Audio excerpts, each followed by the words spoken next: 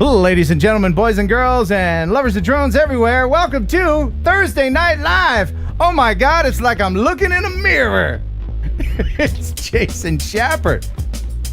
What's happening, Ken? How are you? Well, Ken or Kenneth? What do you want to go by the way? Well, I mean, I know you're very, very official with everything. Just Ken. My mom calls me Kenneth when she's mad at me, and I haven't been grounded in a good hot minute, but...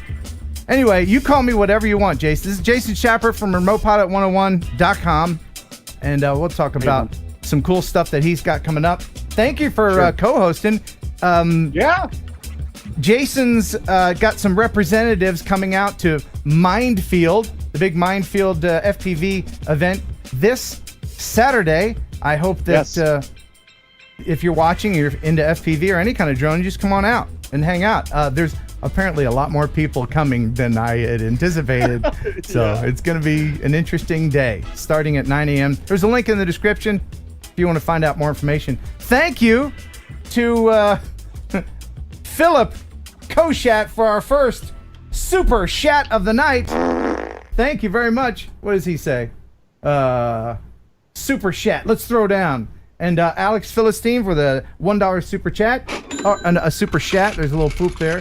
And Alex, again, with a $15 super chat. Looks like an awesome lineup for tonight, Ken. Yes, tonight, Senator Whitney Westerfield, state senator from the great state of Kentucky, or I like to say me-tucky, because it's Kentucky. I get it. Yeah. I get it. I get it. It was good. He let me, we're pals, he let me fly a Mavic Mini inside the Capitol building. And I saw that. I saw that video. That was super. Yeah, that was super. And so I'll share a little bit of that, and he'll talk, of course, a bit about. There's going to be a lot of information tonight from this guy about. We're going to talk about local authorities versus federal authorities, and how the two how we can all get along, and along those lines. Zoe FPV, she's back.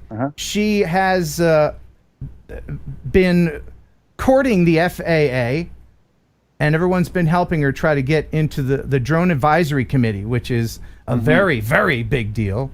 And so I think that's about to happen. She's 99.9% sure that's going to happen. She'll give us an update, and we'll make everybody sick with her FPV 3D flying videos. So grab a bag. It's going to be fun. What's new with you, Jason?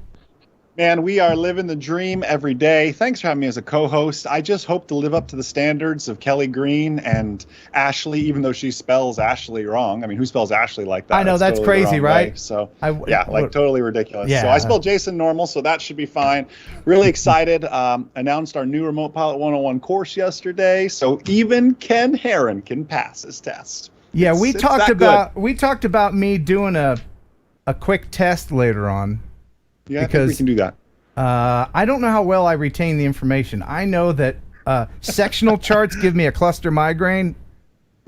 So we'll test me later and see how much. Yes. And this is why it's so important now. But it's not going to be a 2-hour commercial for RemotePilot101.com. But I will tell you that the way that you guys teach your course, for me anyway, helps me retain the information at least long enough to take the test.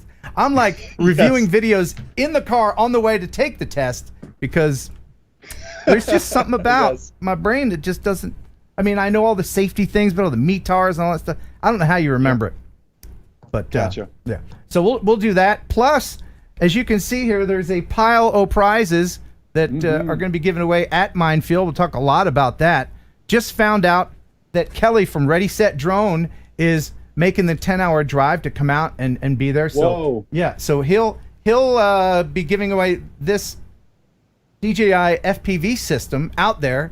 He donated this, and he'll be giving that away. Got stuff from Loom Cube, from GPC cases. We'll get into all that. Plus, we're going to play, and I can't believe that you convinced me to do this, Jason. 1 second song tonight, all boy band edition.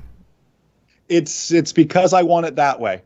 Oh, man. You see what I did there? That, when you suggested that, I was like, okay, that explains so much. Well, I figured, like, when I call you, Ken, it was some NSYNC song or something like that. Like, I figured, I got that vibe from the boy bands. You could totally. Were you of of age when you were coming up and listening to boy bands? You were like of boy band age, right? You were dancing around doing all that stuff. Oh yeah. I got moves. Yeah, that's my accurate. goodness. All right. So you're going to play against the chat tonight. It's going to be you versus they look the like chat. Really nice people. Yes, a bunch of nice people. In fact, I don't want to forget Really FPV with a $5 super chat. Thank you so much. Says, love your show, and I love you for loving the show. Now let's get into the news. But first, ladies and gentlemen, it's the Cadillac of processed meat. It's our finest sponsor. Ladies and gentlemen, Pigeon Jerky. You'll enjoy pigeon jerky, the Cadillac of processed meats. You'll enjoy pigeon jerky, and you'll give your family a treat. Yeah! It's balanced nutrition to help them grow, and it's full of fiber to make them go. Here we go! You'll enjoy pigeon jerky, the Cadillac of processed meats. Yeah! Did I say Pigeon Jerky was our finest sponsor? I mean, clearly, Jason is our finest sponsor. You been working out, buddy? Well, I just want to be like you when I grow up. I don't have any lumberjack shirts like you do, though. I mean, you're going deep in the wardrobe today with the lumberjack shirt, my friend, but it looks good. Are your t-shirts fitted, or is that just how a t-shirt? I do size small, same as Jeff Sills.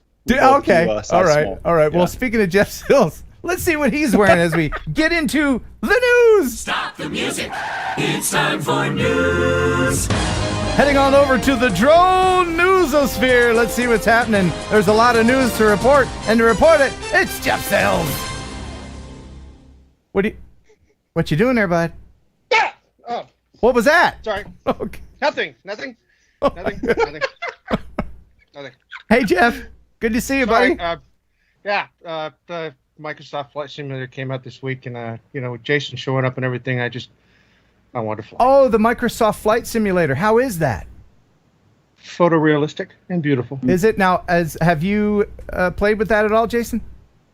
I haven't downloaded it yet, mostly because Jeff will tell you it is 98 gigabytes. So good luck finding a spot for that on the old 1 terabyte hard drive. I got to make some room, move some stuff around. Wow. I'm curious to find out what actual pilots think of it.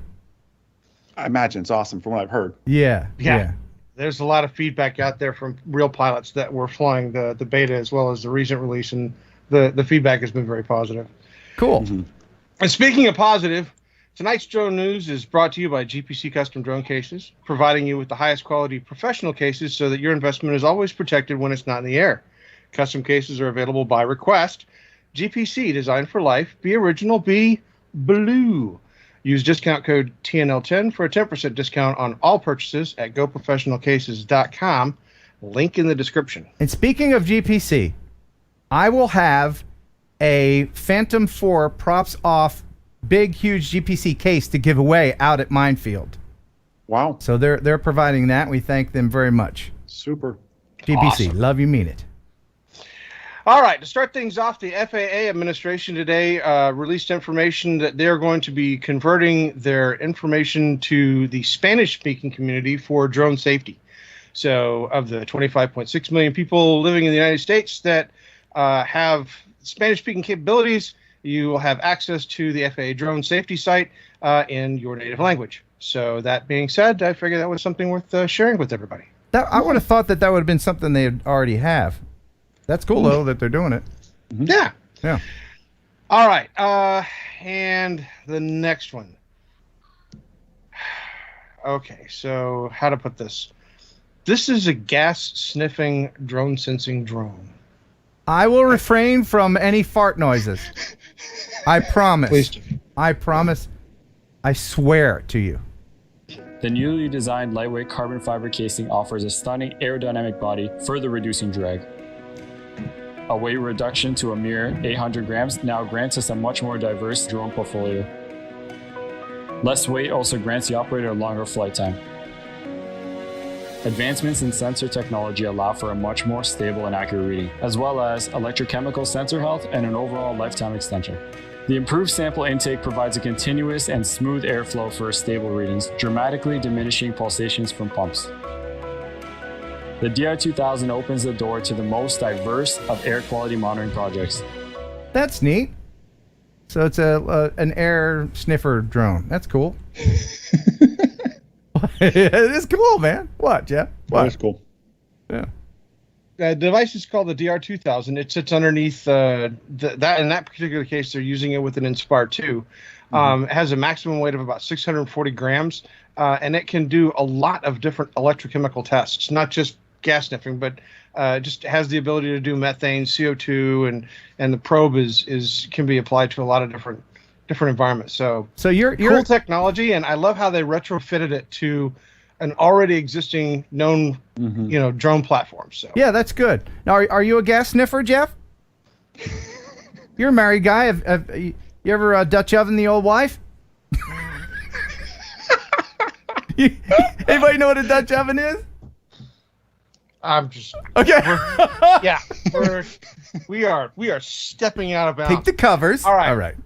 Yeah, go on. So, Ken, you have always promoted and always claimed that the eyeballs that you make available to the drone community will help ward off predators. Absolutely. And one of the things you've always stated is that you are absolutely certain that these will ward off predators. But it's nice to know that now you have some scientific proof, courtesy of a study where they painted eyes on cows' butts.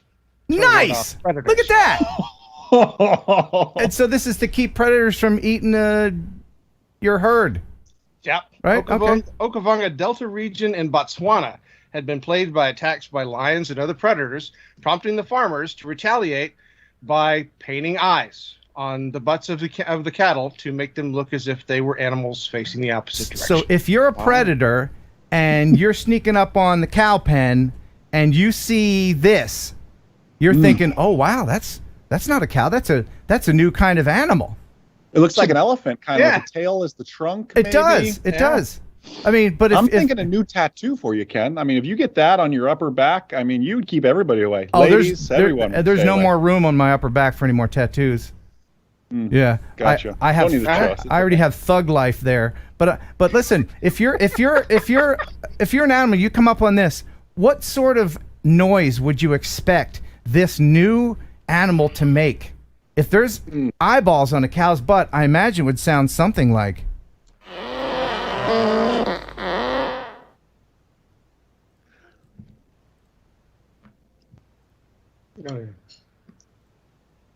You did that one.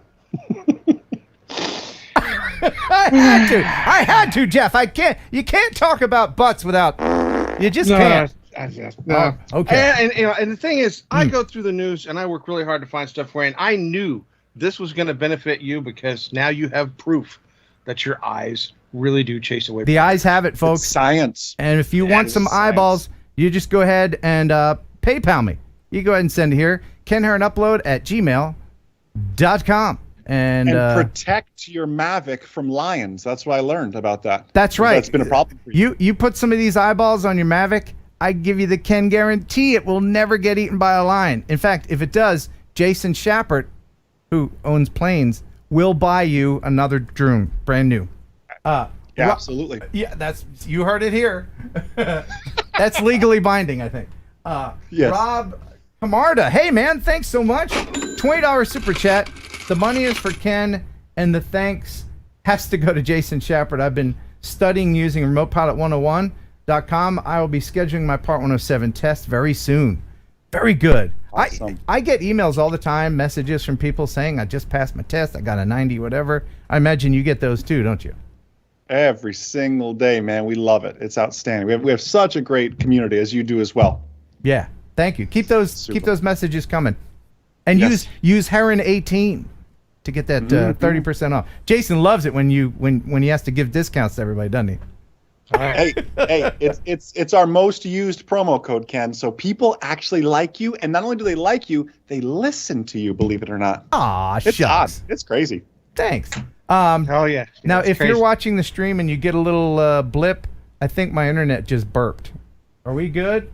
Let me know in the chat, because the way I can tell if the internet burped is if I get a little notice here on Wirecast that says, I don't have enough internet, and then the Amazon Echo. I'm not going to say her name because then she'll talk. No, you can't. Then she'll be talking to you. But the circle is going, so that something happened. So I apologize. If the stream looks funny, just go ahead and reload it. Just reload, and it'll catch right up. Now back to the news. All right. So as we reported, I think about a week or so ago, the Twins and Pirates were interrupted in the middle of a game by a drone that suspended itself over a field. And obviously, because of the outrage that had caused, it would never happen again. Right? Right. Unless, of course, you were at Boston's Fenway Park recently, and once again, a drone illegally flew in and disrupted the game. This before in my life. I mean, only in 2020 would you... Like, we don't have enough to worry about. I'm wondering if I'm going to get a copyright strike for the music that they're playing in the background. That's what I'm wondering. The old YouTube slap. You know, right? I don't know. I have plenty. But look at it. I mean, who would do that? That's crazy. Why? Jason, why is it that we keep seeing this kind of thing? Why? This is the thing. So normally when there's an event, they issue a TFR, temporary flight restriction. It's to protect that many masses of people, 20,000 people in one location. However, we're doing sports now without the people. So the TFRs are not getting issued because, well, there's really no threat. There's just, 40 people down there. Oh. So the airspace is no longer frozen. So is this person really doing something wrong if there's no TFR? Yes, you can't fly over people. Yes, you probably shouldn't be doing that, but I just don't know how enforceable this is. That's why it's happened twice. And to my knowledge, there's been no fines. There's been no FAA slaps. So wow, I hadn't thought of that. Yeah, that's the really, really tough part. With no fans, there's no TFR. So they're it's on through. They're taking advantage of the situation. It's unethical, but now let me ask you this: Disney World in Florida, where you are, there's a permanent TFR over Disney World, right? That's an oxymoron, a permanent temporary flight restriction. But yes, in 2002, the FAA deemed that could have been a potential terrorist target coming out of September 11th. So they issued that and made that a permanent TFR, which is an oxymoron. It is dumb. Yes. Well, they just say it's an FR. Exactly. Yeah, we got an old FR. I don't know. People are always trying to get around things. I don't like people like that just skirt the edge of legality and try to push the limits. Oh wait. No. I wouldn't know anyone like that either. Now back to the news. All right. So this next one is something that was caught by a drone, but there's a premise to this that we need to bring forth. NASA has been launching spacecraft into space for decades, and obviously, as we've gotten into the realm where commercial entities are starting to do the same thing, they've come up with some rather unique ways of being able to, I guess, show NASA that there is a better way. And the first, of course, was the Virgin Airlines space aircraft that would fold in half and come back in subsonic instead of like the space shuttle burning through the sky. And you could imagine the NASA engineer that was looking at that going, dang. What we're about to show you is just so awesome. This is what flight was this? This is a boat with a catcher's mitt, catching the fairing of SpaceX. Yeah, Elon Musk is the one that keeps coming up with these crazy ideas. He brings rockets back down and lands them on the pad. This is his new one, which is to bring back one of their, science packages via not only a parachute, but a controlled parachute that's steerable, and then it lands on a boat. So they're remote controlling the steerable parachute, and somebody's catching it with the boat. Yeah, I would imagine that the parachute itself probably has automation similar to what they do with the rockets that come back and land on the pad. But the simple fact that the boat creates this huge target where they can literally just catch it is just amazing. We are living in the future. I love it, man. I love it. That is so cool. And some NASA guys, some 80-year-old NASA guy who was there is going, wait a minute, we could have kept components? All we had to do is put a net on a ship? Damn it! You know, it's different when you're spending taxpayer dollars versus being a private entity, though. And you got shareholders to that's report true. to. That's true. Hey, we're gonna need that again. Figure out a way to catch it. Let's get that back. And let's just let billions of dollars worth of NASA stuff pile up in the oceans. Yes. Say what you will about Elon Musk. That man comes up with some brilliant ideas to return this stuff back from space. I cannot wait to see what he does next. I mean, you know, he's a strange cat, to be sure, but I think anybody that has that much money is going to be strange. As normal as I am, if I had $1 billion, I would probably be strange. I would be. But, you know, he's done stuff like he put a Tesla in space. He designed these really cool looking space outfits that look like something out of a sci-fi movie. I mean, it's cool to watch. If you could, the most impressed that I ever was when he vertically landed a rocket on a ship. I mean, Killer. Damn, that was great to watch. Yeah. I thought it was fake. Every time that they launch, I am sitting here watching with just bated breath to sit there and watch the returns.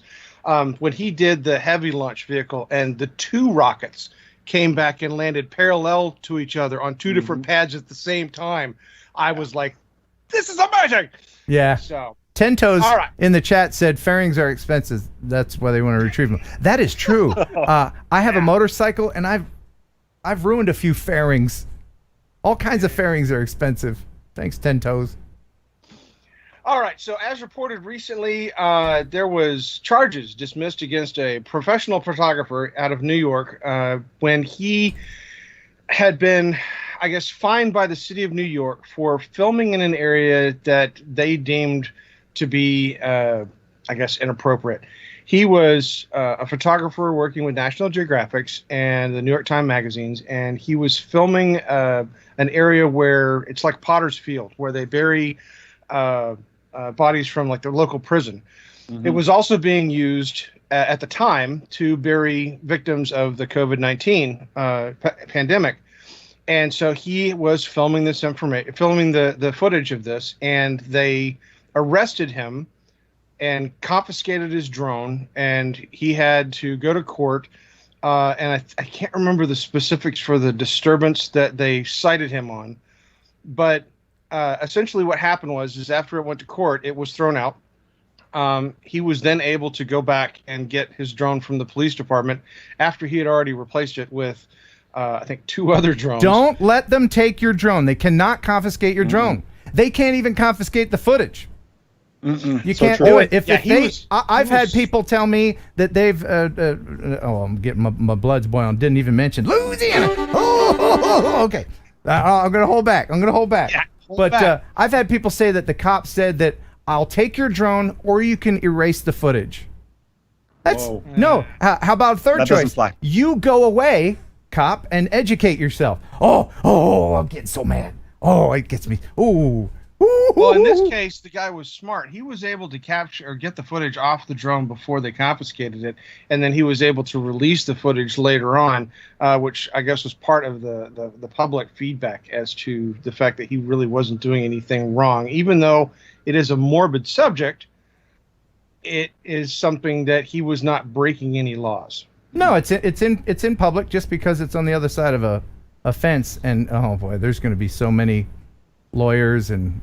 One day there'll be a definite precedent set for all this stuff. But in the meantime, it's like left up to the interpretation of local authorities. The problem is, Ken, to get to that point where we have that case file or that case that we can reference, there's so much money invested in that, right? I mean, just to fight that and even get into the courtroom to have the judge decide on such is tens of thousands of dollars. Right. And it's not someone's going to need to be in that situation and then step up for everybody to benefit. Yeah, and that's the thing. It's not worth it to most people.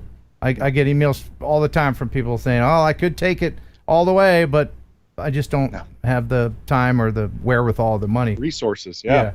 Leonard Oglesby, thanks, man, for the $5 super chat. He says, "I'm currently 3 lessons deep into my Heron 18 discounted remote pilot 101. All right. I just have to find the time between YouTube shows and flying my Mavic Air 2. Excellent, man. Love it. And we'll talk more about the new things that you've got coming up on there in a little bit, and we'll test me to see how much I can't knowledge wait. I've retained. I'm nervous for you. I I'm know. nervous for you, honestly. I'm perfectly willing to embarrass myself in front of everyone. All right. All right. The UK Essex Police Department has been using drones since 2016, and recently they released some information letting the public know how they made it work. I'm Darren Deeks, and I am the Chief Inspector for the Specialist Operations Command here at Boreham in Essex. Since 2016, we've increased our use of drones significantly, having initially 15 deployments in 2016, and that number increased to 420 deployments last year. We now have around about 36 police officers and staff from around the county who are trained in the use of drones. Increasing our drone deployment capability has really assisted our frontline officers and staff with attending incidents such as high-risk missing persons, pursuits where suspects have made off on foot, warrants involving the use of drugs and firearms. A great example of this was when I recently deployed the drone to the scene of an unlicensed music event in Tilbury, which enabled me to get a really good overview of the location of the scene, how many persons were in attendance, where the police officers were for their safety, and to ensure that any offences were captured on camera, and to help me in my operational decision making when using powers under the Anti-Social Behaviour Crime and Policing Act. We have 4 types of drones within Essex.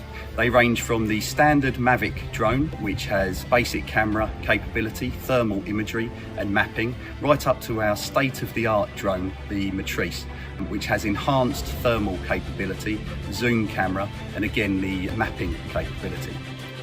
Oh man, the tools available to police today, just amazing. Mm-hmm. And by the way, just quick, from This American to police in the UK, I worry about you every time I see you doing everything that our police do, but you don't carry a gun. I just worry about you. You know, you got the spray thing, not to get it in a whole gun thing, but I worry about you guys. Hey, they got a baton too. Oh well, there you go. You know. Halt, or I'll baton you. Yeah. All right, so next in the news, we have stories that the United States Air Force is currently investigating a near miss with an alleged drone by an aircraft. And the only reason that this one was, I got a little bit more exciting than most, is that this specially outfitted Boeing 747-200B is also known as Air Force One. It was on a final approach to landing when several passengers on board noticed what looked like a drone off to the right side of the aircraft. They described the drone as yellow and black and shaped like a cross. There was no other evidence shy of the information available from the people that were on the plane. So I'm not sure if there's any follow-up on this from the United States Air Force, but Air Force One had a near miss. Wait, you said yellow and black, like the Cinewhoop that is right over Ken's shoulder right now? No. Hey. Ixnay on the oop way. Hey, doesn't Air Force One have countermeasures for stuff like that? Or could somebody, fly this into one of the engines and take it down? Not Air Force One has so many measures. I don't know about drones and such, but listen, I fly little 172s. I'm going like 90 knots through the air, and I'll see a blur go past me. I don't know if that was a bird. I don't know if it's a really large locust. I don't know what it was that went past me. At 90 knots, I just can't tell. And I've had nearly hit birds. I've never seen a drone in the sky, but it is just so hard to tell. And Air Force One's going a lot faster than 90 knots on approach. So yeah. And by the way, if you're not familiar with Jason Schappert, he's an instructor, pilot. He's written books. He feels most comfortable in the cockpit of a plane. It's true. Yeah. And there are instances where aircraft have collided with drones, and the aircraft had minimal damage to them, and it's been repeatedly shown in multiple cases that the likelihood of an aircraft being brought down by a drone is extremely rare. Right, but the likelihood of anything happening, Jeff, the likelihood of anything happening if you're just using common sense and being careful is 0. So let's mitigate the risk and just not fly like an idiot. Oh, well, no, you got idiots. No, you're always going to have idiots. That's just a common thing. Yeah. All right. To go on a lighter note, and I'm going to give credit where credit's due because this information came from Drone DJ. In a recent update to the Tello app on iOS, it has been noticed that there is a new drone listing for a Rise Tello talent. Now, that's it. That's what we know. We don't know what the talent is. We don't know if it's a drone. We don't know what the reference is. Maybe it's an updated version of the existing Tello. Maybe it's a completely new drone. But Could it be a cow with eyes on its butt? Rise technology works directly with DJI. A lot of the DJI technology is in the Rise Tello drone. So the fact that the two are working together, there could be essentially another drone out there. If you think about it, the Tello's been out for quite a while. Mm-hmm. It is sort of time for an update. And by the way, it is time for an update, and not to start any conspiracy theories. And if you're on the DJI mailing list, Jeff's shaking his head. No, I'm serious about this. I got this email from a DJI saying that they're trying to unload all the accessories for the Phantom 4 2.0. You know, so I'm thinking I put 2 and 5 together, and I come up with we're gonna have a Phantom 5 finally. That's what I'm thinking. Yes, you heard it first.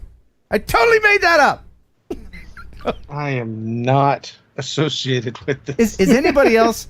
Tell me in the chat. Anybody else still hoping that there'll be a Phantom 5? I mean, just for the alliteration. How many years have we been hoping for a Phantom 5? I know, a long time. We work so quickly. I feel like we just skipped 1 and 2, jumped right to 3, and where's 5? Yeah, the thing with drones is we're kind of at the point now where there can't be that much more improvement. Not until battery technology is improved. I mean, the difference between 4K and 6K, sure, I'll tell, okay, we got 6K, but it's negligible. You know, at this point, if you have, it's not like phones where there's a quantum leap every 6 months. If you have a drone that you're used to, Phantom 3, professional, still great. Phantom 3, they're all, you get a camera up in the air and you're familiar with it. You know, unless you want to show off and just tell everybody, oh, look at me, I got the latest dip-de-doo, paid $3,000 for it. That's the thing, though, too. Like, you're talking about 6K. Like, who has a computer that can even handle 6K right now and do something with it? Well, of course, we know you do. But most of us don't have a computer that can handle one stream of 6K, let alone, I mean, we run our GoPros and everything else. We can run 4 streams of GoPro 4K, and that bogs down the computers. That's true. And scientists have said that it's 12K that is as close to reality as the human eye can't distinguish. Is this the same scientist that did the eyes on the cow's butt? Oh, yeah. The same dude. Good. Same dude, yeah. All right, good. I'm just very, very well-researched gentleman. Yeah. Sorry, Jeff. That was a great article about a Tello drone, but okay, let's go. Hey, Andy Harlan, hey, thanks. $10 super chat. Thanks so much, Jason. Because of you, my 107 and my PPL will be forthcoming. Thanks, man. Appreciate it. And, hey, Fly Natural's in here. Fly Natural. $5 super chat. Phantom 5, I need it. Yes.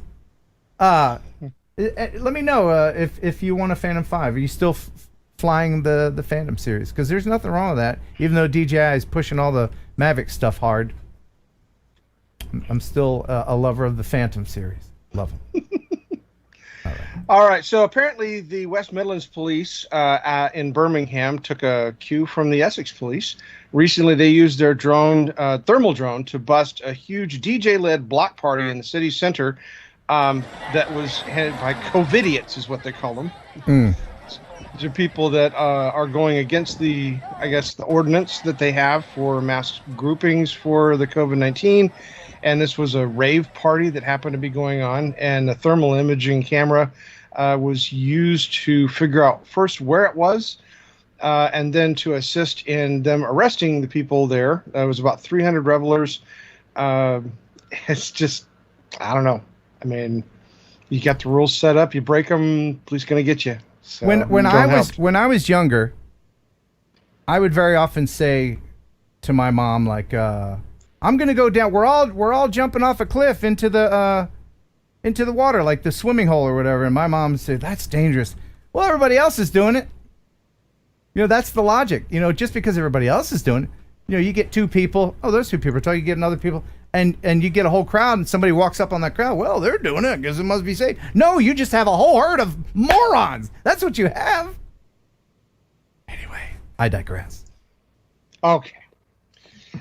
So we've talked about the Beirut story a couple of times, and we've actually had some footage brought forth. But recently, Johnny Azir has brought us some absolutely fabulous FPV footage out of that particular area. This is truly amazing. It really puts it in perspective. We've all seen the explosions and the aftermath on the news and everything, but this shows up close. He goes through the buildings to see the absolute destruction that happened in that moment. It's really, really quite spectacularly sad. So enjoy this from Johnny Azir. Yeah, something only an FPV can capture.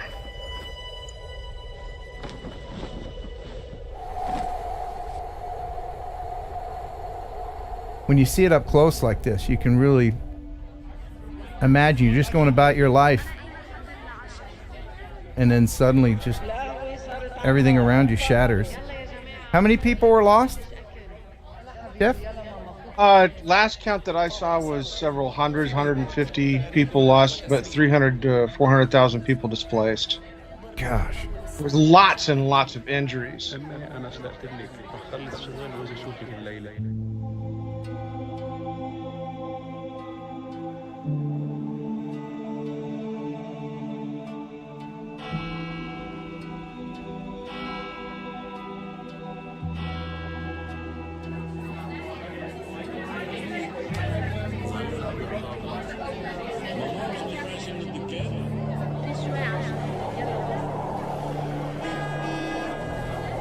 حياتي أنا على الطريق دوست الكهرباء شو عليكم نحضر عشية؟ شفت اجت المي او بعدها مقطوعة. شو بدكم نعمل الليلة؟ أنا اليوم رح أبقى بالبيت سهرانة مع أهلي.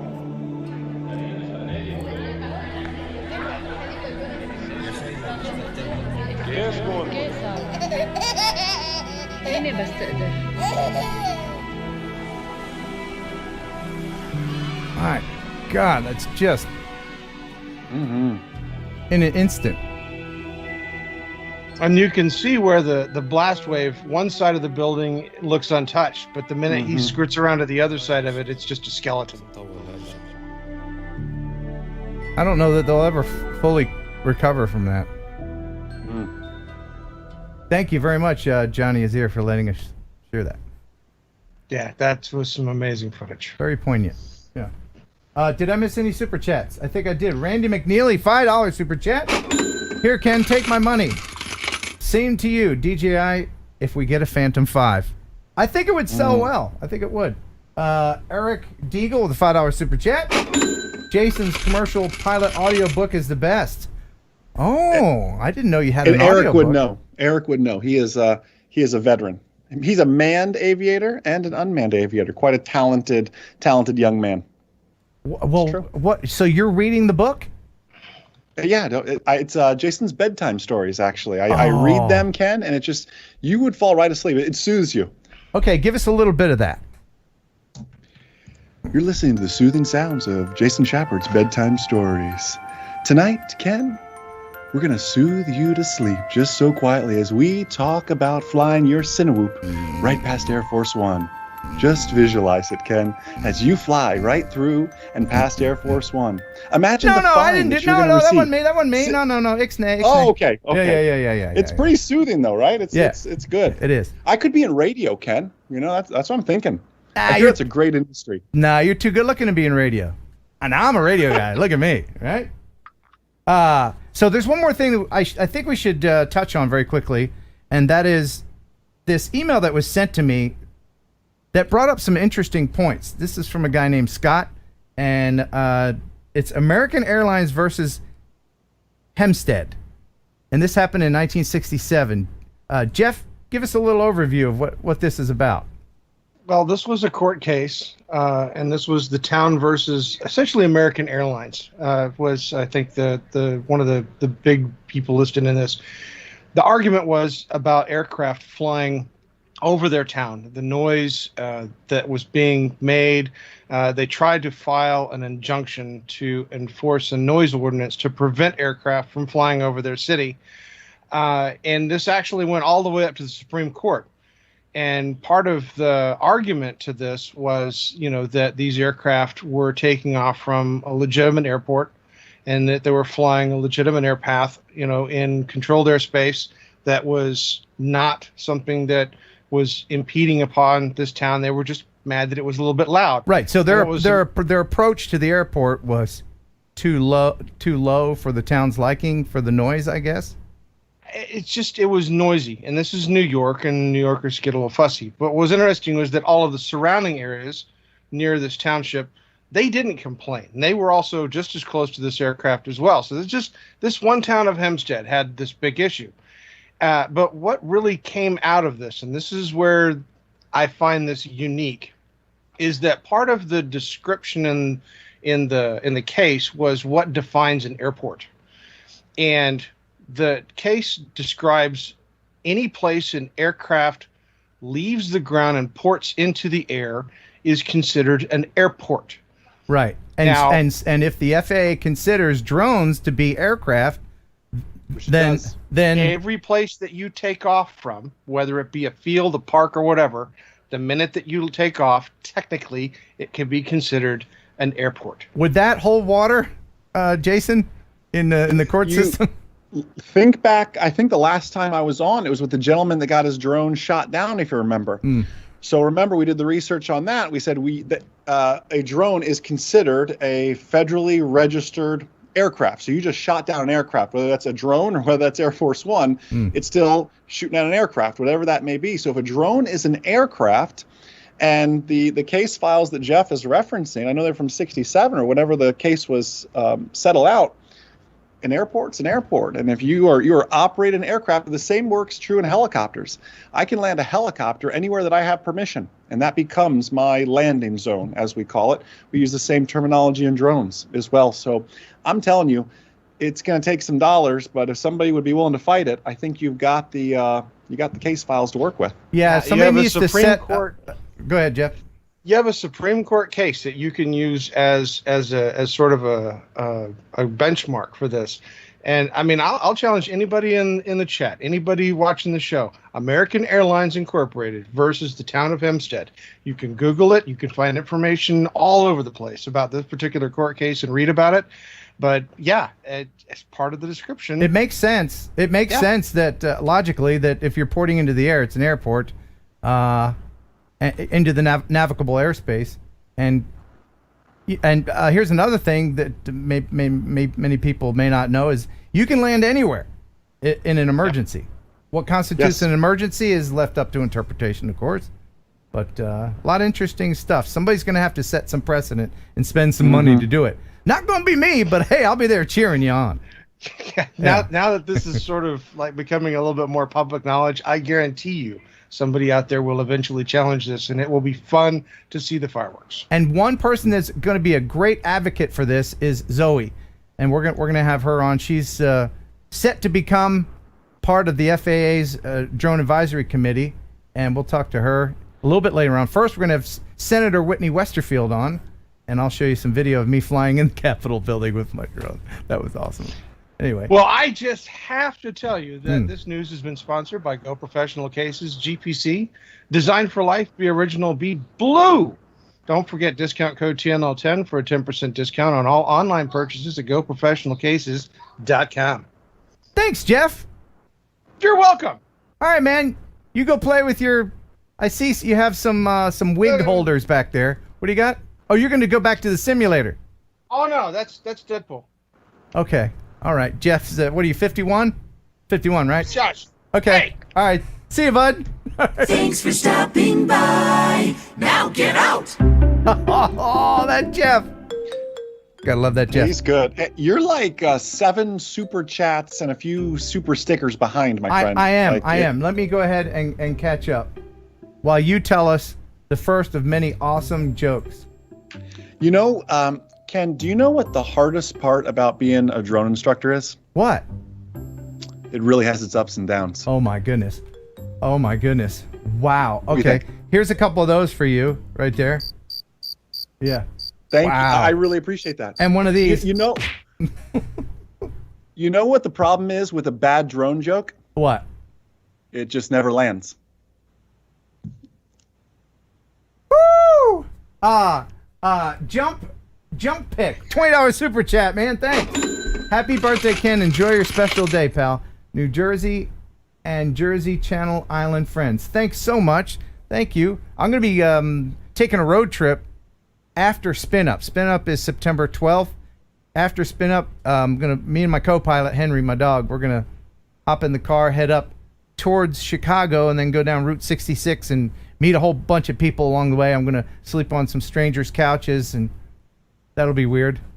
Hey, Scott, the guy sent in about that case, American Airlines case. Thank you for the $5 super chat. Super sticker. He says, how's it going?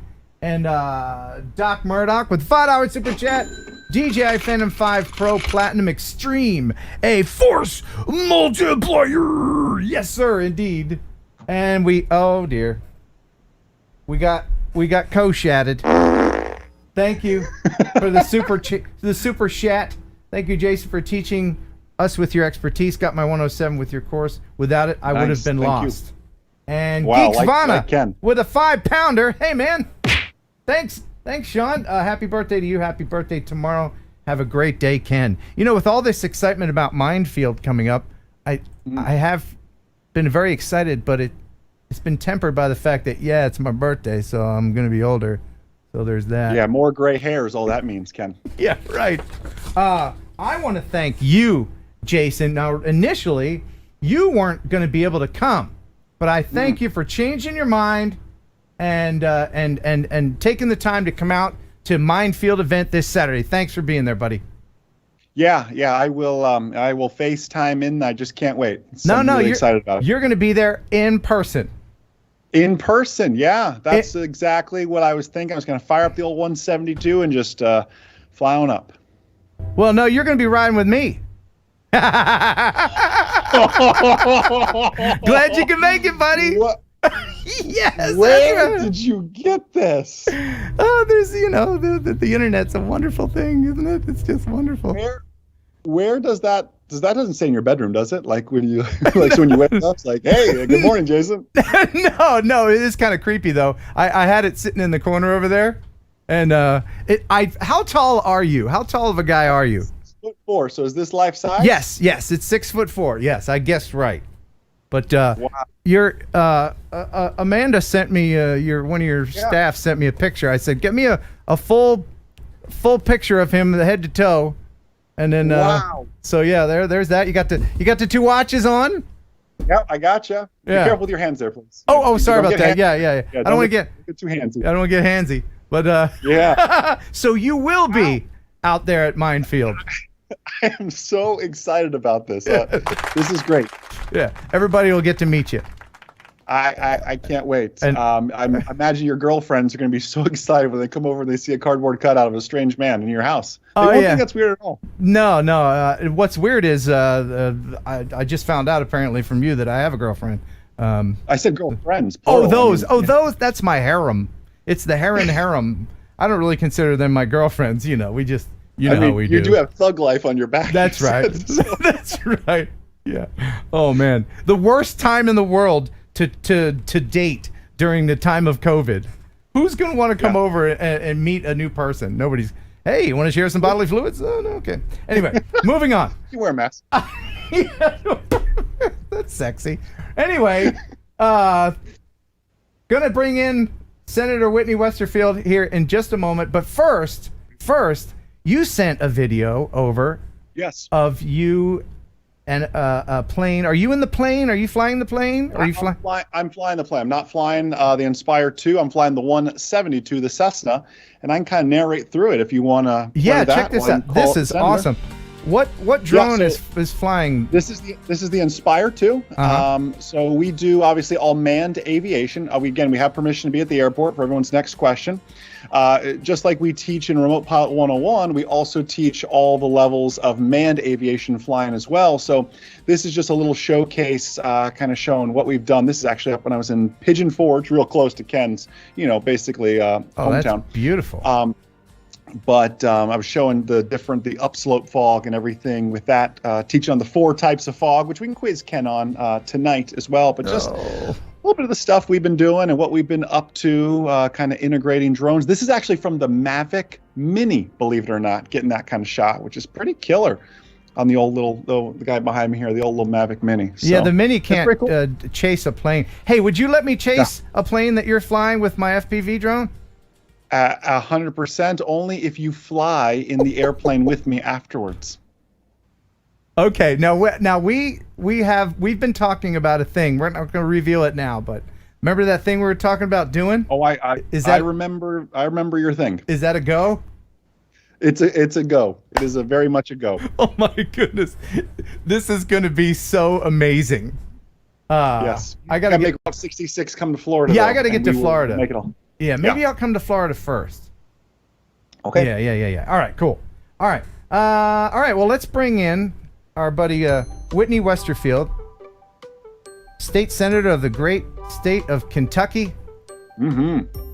And here is Jason with yet another wonderful joke. So I'm surprised Jeff didn't bring it up. There was the police that shot down that drone that was loaded with cocaine. Did you see that, Ken? No, I didn't. It was a real crackdown. Oh my goodness. No. That was pretty good, huh? Oh goodness. That was that was some of those jokes in the course, I think. Yeah. Ladies and gentlemen, I think we're gonna have Senator Westerfield right about Got it. now. There he is.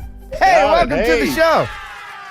Wow. Now, if you haven't seen Whitney in a while, you may notice that he's lost a little bit of weight, haven't you? Just a little bit. Wow. Nice. You look like a whole different person. Yeah. Can you hear me? Uh-oh. And he's gone. Oh. Well, that was fun.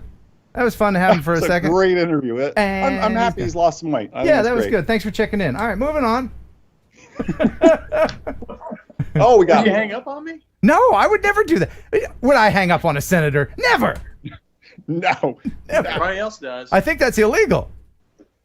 Hey, can you hear us okay? Everything good? Yeah, I can hear you just fine. Okay, awesome. Yeah, I've lost about 125, 130 pounds, so I'm 2/3 the man I used to be. Wow. Whoa, congratulations. That's awesome. Those tapeworms doing the job, huh? That's my secret. I'm sticking with it. Yeah.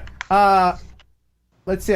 Jim, I hope I didn't miss any. The Mojek. Hey, man, thanks. $5 5-pounder. Can't fly a drone within X miles of an airport. From your video that you were showing. No, we had permission. Pilot controlled, uncontrolled airport anyways. And one of our employees used to be the airport manager out there anyways. So we were good to go, my friend. But thank you for checking. Yeah, and an uncontrolled airport is one without a tower. Class G airspace, yes. Yeah. Jim Wallace, Mr. Graphic, thanks, man. $5. Happy birthday, Ken. Yeah, I appreciate that. Jim is the one who makes... Time out. Yeah. I just want to clarify and make sure that all of these deposits coming in during my time on the show are going into my campaign account. Sure. That was the deal, right? Yeah. Oh, you're up for re-election. I just wanted to make sure about that. You're up for re-election, right? I am indeed. Oh, absolutely. WhitneyWesterfield.com. Yeah, I'm starting the Ken pack. I'm making a Ken pack. Oh, the Ken pack. Oh, totally. Yeah, for you. That's a strong little super I pack. welcome your $2,000 contribution on behalf of the Ken pack. And Anyway. I pledge to continue my drone advocacy. So Jim Wallace made this. Thank you, Jim Wallace. Appreciate it. Ooh, he makes this. very nice. Is it? That's nice. And one more D&D aerial views with a $5 contribution to Whitney Westerfield's re-election campaign. Happy birthday, Ken. Many more, buddy. Jason, how old is Ken? Do you know how old I am? I'm not 65 years old, I'm sir. not I looked 65. it up. That's what Google told me. That's the wrong Ken. That's old, Ken. Sure. I'll be 75. Yeah. I'll be 50. 85. Yeah. 50 There you go, Senator. There you go. 54, ladies. Whoa. Wow. That's not what your farmers only account said. It was Farmers much only. younger than that. Oh my goodness. Hey, speaking of farmers, Whitney here, he is a licensed drone pilot. He does aerial photography when he's not senatoring. Is that a word? Senatoring? Legislating. And you do some great work. I've got a little bit of a video here from you. This is you, I guess, with your family, and you just happen to catch this barge. Yeah, that's actually not far from where you and I, one of the last times we met up. There's a pair of basket handle bridges over Kentucky Lake and Barkley Lake. Barkley Lake is actually the Cumberland River, and this is. It's a great place to film. Kentucky Lake. One of my favorite bridge. places to film. I can never tell the difference between the two because they are sister bridges, but which one's longer? This one. Yeah. Super cool. How many people in the chat like filming barges because they're slow moving and they can't avoid you? And they always have neat stuff in them. I was terrified filming this barge. About here. I see all that chop there, and I'm thinking, man, I'm gonna hit something, and it's gonna be gone. Yeah, and you're going under the bridge at the same time. So if you hit the bridge, you'd land in there, and you know what? If you had landed in the barge, yeah, just for a minute. See, now that Jason, you can't do that. You can't land on things, right? Wow. Is that operation from a moving vehicle, Ken? Well. No, it's not. It isn't. But like, as far as like, if you wanted if you wanted to land on a water tower, just for fun, that's not legal, right? Wow. I don't know that answer, Ken. I mean, it depends. Do you have permission to be there? I guess is what it comes down to, and the answer is probably no. That would be trespassing, maybe, wouldn't it? Quite possibly. You can always land on my water tower, Ken. Thanks, man. Yeah. Thanks, man. That's a T-shirt. You can land on my water tower, man. Hey, speaking of T-shirts, I have a new one available. This is the Just Flying, Not Spying shirt. I saw that on Instagram. Yeah. If you want to Hey, get Ken, one we of need to these. send that to that distillery up there around Frankfurt that you visited one day. Oh, my gosh. So many times. With this would be a great T-shirt. Somebody could, hey, are you filming my daughter? Hey, what are you doing? Are you filming my daughter? She's sunbathing. Oh, I see. You're just flying, not spying. It's all cool. See how that works? That'd be good stuff, man. There's a link in the description. Yeah, man. A lot of FPV pilots like to, what do they call it? They don't call it landing on stuff. I forget what they call it. When you land on something, what do you call it, FPV? People, when you land on something, then just take off again. That's fun. Touch and go. Touch and That's go. Something like that. Yeah, touch and go. Yeah.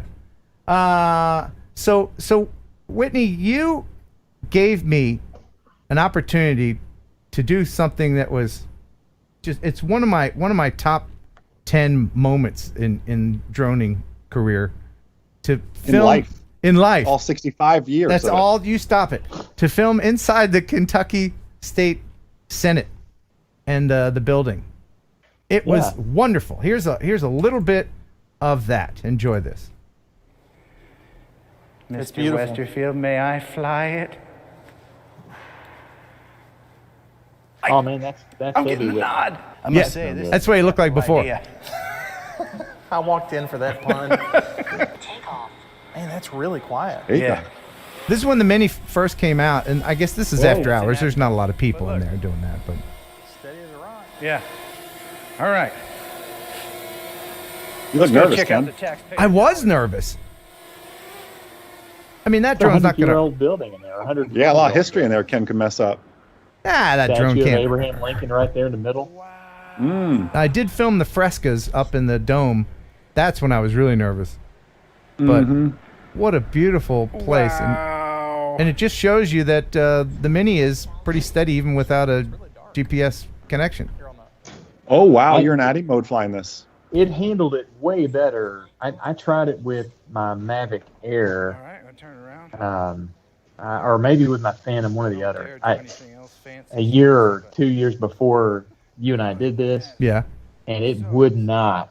It just start and stop, because it would try to acquire a signal and get one and then lose it again and stop. I couldn't get it to operate even out of the GPS mode. I could not get it to do a steady shot. So the Mavic Mini nailed it. Yeah, you That's can cool. Did a good job. Put it into ADI mode, and it will use the onboard sensors, a downward-facing sensor. And I call this one "Kid Gets New Instrument for Birthday." Sure, it was that's great. The official name of that. Yeah, painting. and then we were in the actual chamber. First time Senate that chamber. anybody's done this. From that That's right. That's gavel, the Senate President's block? chair, the presiding officer's seat. Wow. And Ken got to sit there, Yeah. basically. In the room. Yeah, let's look listen. at that a little bit. Let me This, tell you. now this is Whitney. All kidding aside, one of the coolest jobs is to work here in a state senate.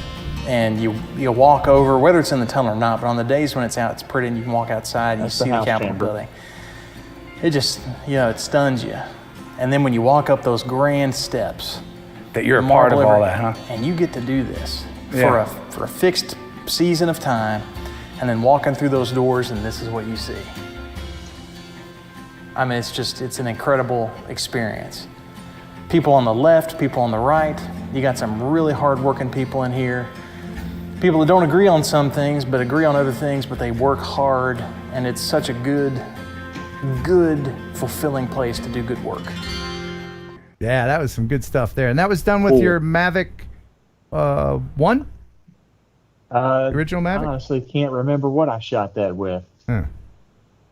I can't remember. Maybe the Mavic Air. The Mavic Air. Okay, wow, that's a noisy critter. Yeah. The original Air. That was a noisy thing. So while we have you on, you're in a unique position, being a senator, having dealt with state legislation when it comes to drone stuff, and you're a drone person yourself.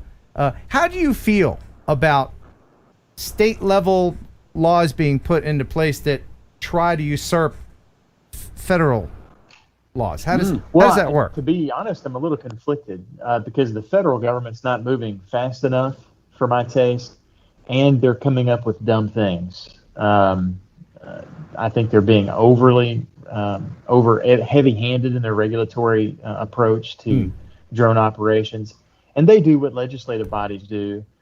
They legislate to the exception.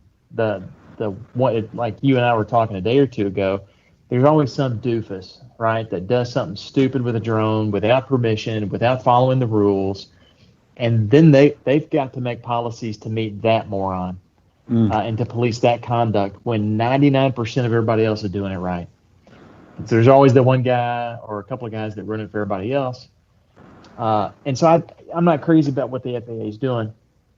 And I like that states can react much more quickly. On the flip side, you end up having a patchwork network of policies. And what Kentucky has done, we've passed a bill that's related to critical infrastructure. That's the terminology that someone else came up with. And it's a bill that affects where you can fly a drone. As a hobbyist, it doesn't affect commercial operations. But as a hobbyist operator, it puts restrictions on where you can fly that are more restrictive than what the FAA has put in place. And what Kentucky has done might not be what matches everywhere else. And that if we're overly strict, then we might slow down the progress of drone operations and the interest in drones, which slows down innovation, slows down buy-in and the enthusiasm for drone flight. And there are ramifications for that policy approach. So I'm glad that we can enact policies and move much, much more quickly on the state level. But I don't like when, and it's particularly the case, and this is true in Kentucky, where you've got people who've never touched a drone who are writing and voting on these bills. That's the crazy part. Yeah. Oh, man.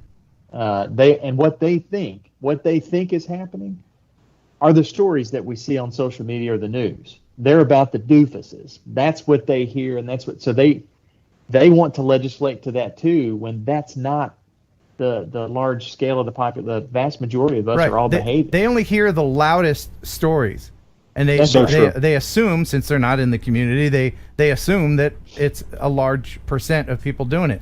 When in fact, on the soda machines, like a Coke machine, they have the little stick figure of the guy going, "Oh no, the machine's falling on me." Well, that's for the one dude who had a machine fall on him. That's why that sticker's on there. Not for the rest of us intelligent people, but that's Who how had sense that enough works. not to pull the machine. Right? Yeah. Yeah. Yeah. I think, hey, take the sticker off, let them get crushed. That's just me. Survival of the fittest. That's it. Yeah. But but what about the local municipalities in towns where people where they put up signs, can't drone here? I'm not crazy about that for obvious reasons, because I like to think I'm a lawful operator. You guys both are. It hinders our ability to not just do our job, but just have fun with what we like to do with the drones, and it limits where we're able to take pictures or video and to do certain things, or it puts burdens and barriers in our way to be able to do it. And it gets even more cumbersome. You guys know this. Even if you get permission, let's say that sign, this is a no drone zone. Let's say that sign's been up a while. You may have gotten permission from the property owner then to fly there anyway for that specific moment. But the 18 dozen people that drive by or stop and see you, they think you're breaking the law, and then they call the police. Then it becomes a whole thing, or they call the city, or they call the whomever. And then it becomes a hassle for the people that restricted it in the first place. And then they eventually get to where they just won't let anybody fly. And we're going to end up having to have software that knows where and where we can't fly, where we can and where we can't, because we won't be able to keep up with it all. There'll be little places here and there you can't fly in a straight line anymore, because you got to avoid all the no-go zones. Unfortunately, it's going to end up making a mess. I totally agree with that. It's ever evolving, of course, but what gets me is the local cop, the Barney Fife, that is just bothered by drones, doesn't like them, already has judged them before they know anything about them, and just will throw a trespassing thing out there or try to take your drone. Or how do we educate? Because drones are not a fringe thing anymore. They're a part. They're integrated into our culture, and it's only going to get bigger from here. I think it comes with time, and I think we, as drone enthusiasts and pilots, commercial or hobbyists, I think we've got an obligation to educate folks. I do the best I can educating the 137 other people in the Kentucky legislature about it, and the lobbyist folks that come and talk to me about whatever issue that related to the drone bill. So and word spreads. Think about how little people knew about drones 2-3 years ago, 5 years ago. I think in 5 years, I think the knowledge and the comfort with it, I think, will spread. These are just the growing pains of an industry that's still pretty nascent relative to still photographers that are on the ground all the time. Yeah. Jason, your thoughts? He's so right. I mean, we have come a long way. That's what I was going to ask. I mean, I remember back when the mayor of Orlando was trying to just ban all drones within city limits. You saw all these mayors doing this at the local municipality level, and it's just, do they have the power? Do they have the rights to do such? And we know the FAA controls that airspace, and Orlando's since backed off that, and many of these other cities have backed off of that. And I think it just takes more time, more education. I really appreciate, Senator, what you're doing to continue to educate, because that's the biggest thing. People think, Ken, remember when the Mavic Air came out and everyone said, this is the rogue drone, this is the rule-breaking drone. I mean, everybody we're still in this wild west. Oh, the Mini. Yeah, the Mini, because it's so light. The Mini, I'm sorry. Yeah, the Mini, because it's under 250 grams, and we talked about that. People want to push the envelope so much and push the rules so much. And like the senator said, one person makes a mistake, and that's how we get the rules. We have a saying in manned aviation that our rules are written in blood. And it's a morbid thing to say, but it's the honest truth. Somebody went out, hurt themselves, hurt somebody else, and now we have a regulation that says so. And the same is happening in Part 107 as well. I mean, we're on our now 4th iteration of our course just because something's always changing, something's always updating because somebody just did one dumb little thing. Yeah, it's for everybody watching now who's been flying drones for years. I've been doing it since 2012.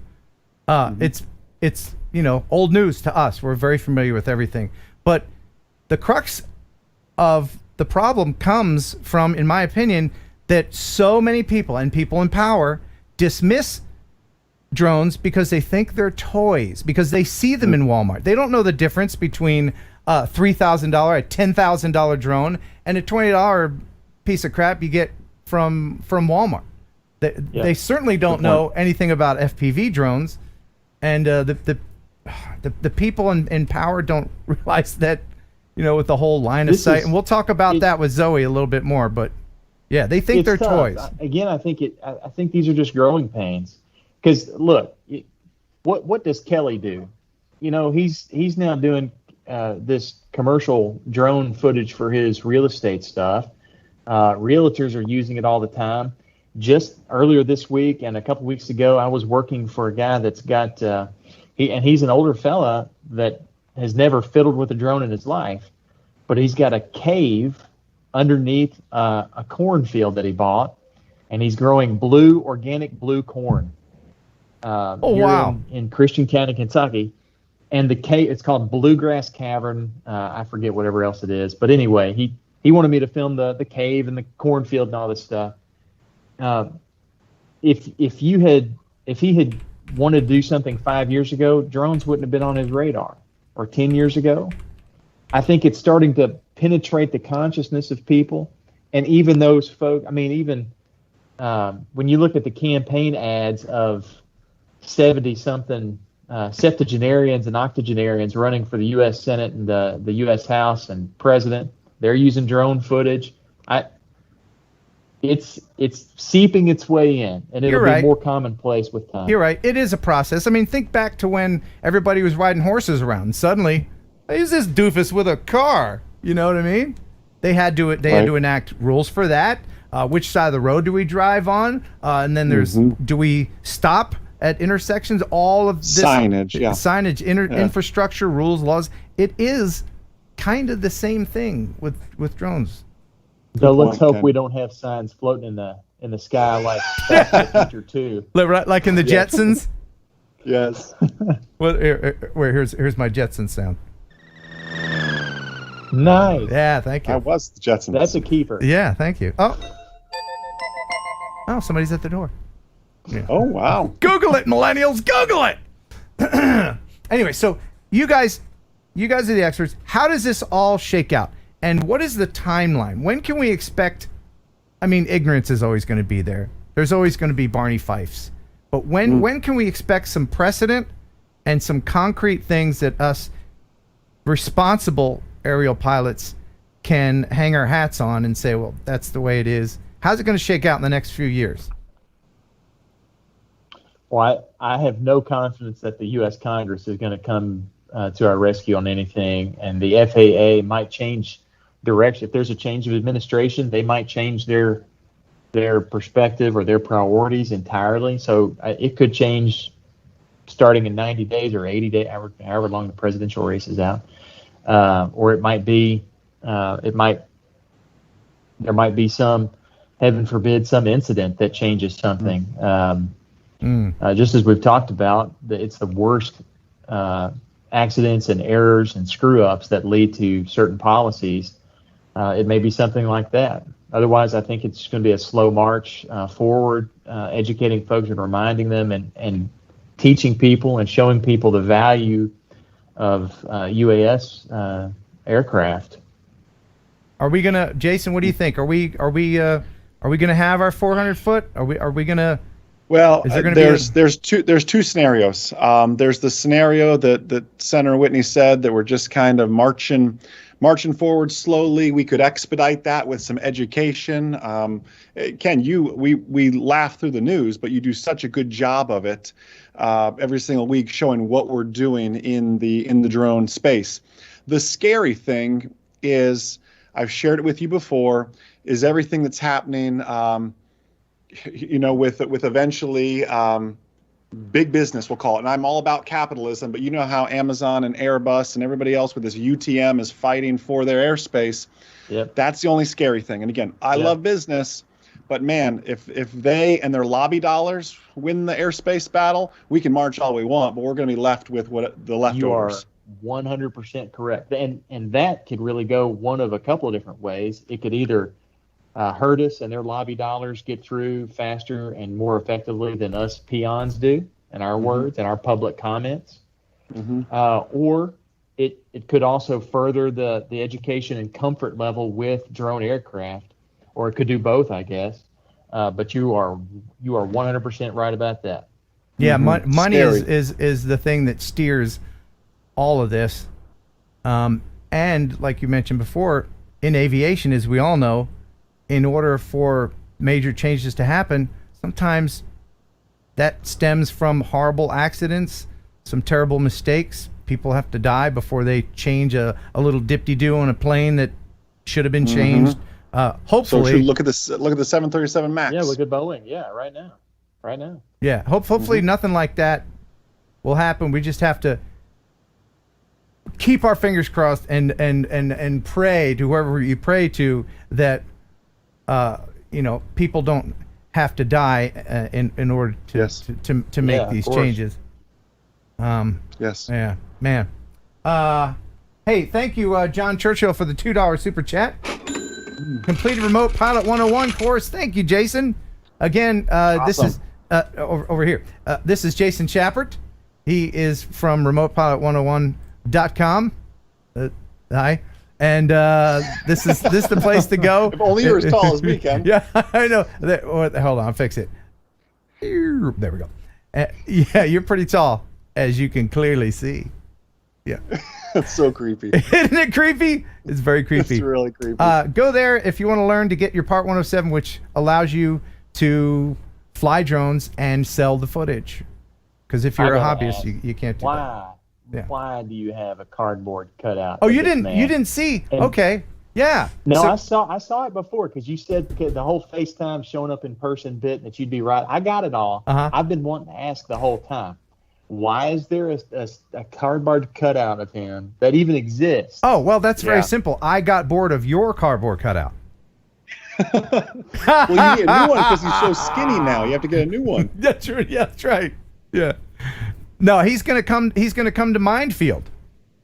I'm gonna bring him out. You notice he didn't answer the question. No, that's he didn't. No, yeah, what's the question?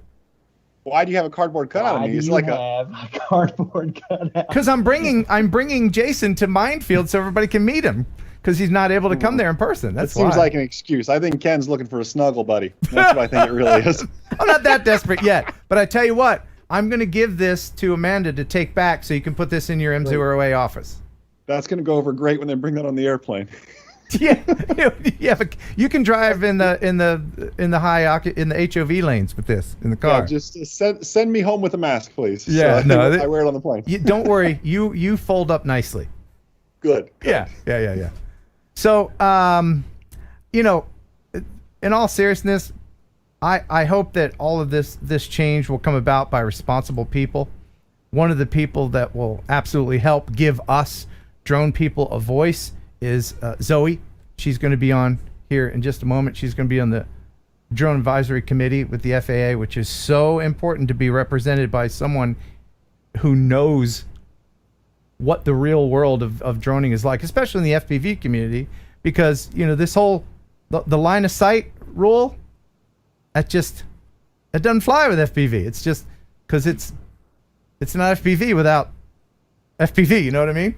Yeah, I hear you. Yeah. Jason, how does the FAA feel about FPV? They haven't issued a whole lot of guidance on it, but what they're going to tell you is you need a visual observer, obviously, because FPV can be used and to enhance situational awareness. But other than that, no, they're going to want you to have a visual observer. Right. Do people have visual observers? Usually not. Right. But that's the rules. That's the rules. And if I remember correctly from your course, I think the FAA says that you can use things like binoculars, visual, goggles, intermittently. Yes. Right. To enhance situational awareness is how it words it. Right.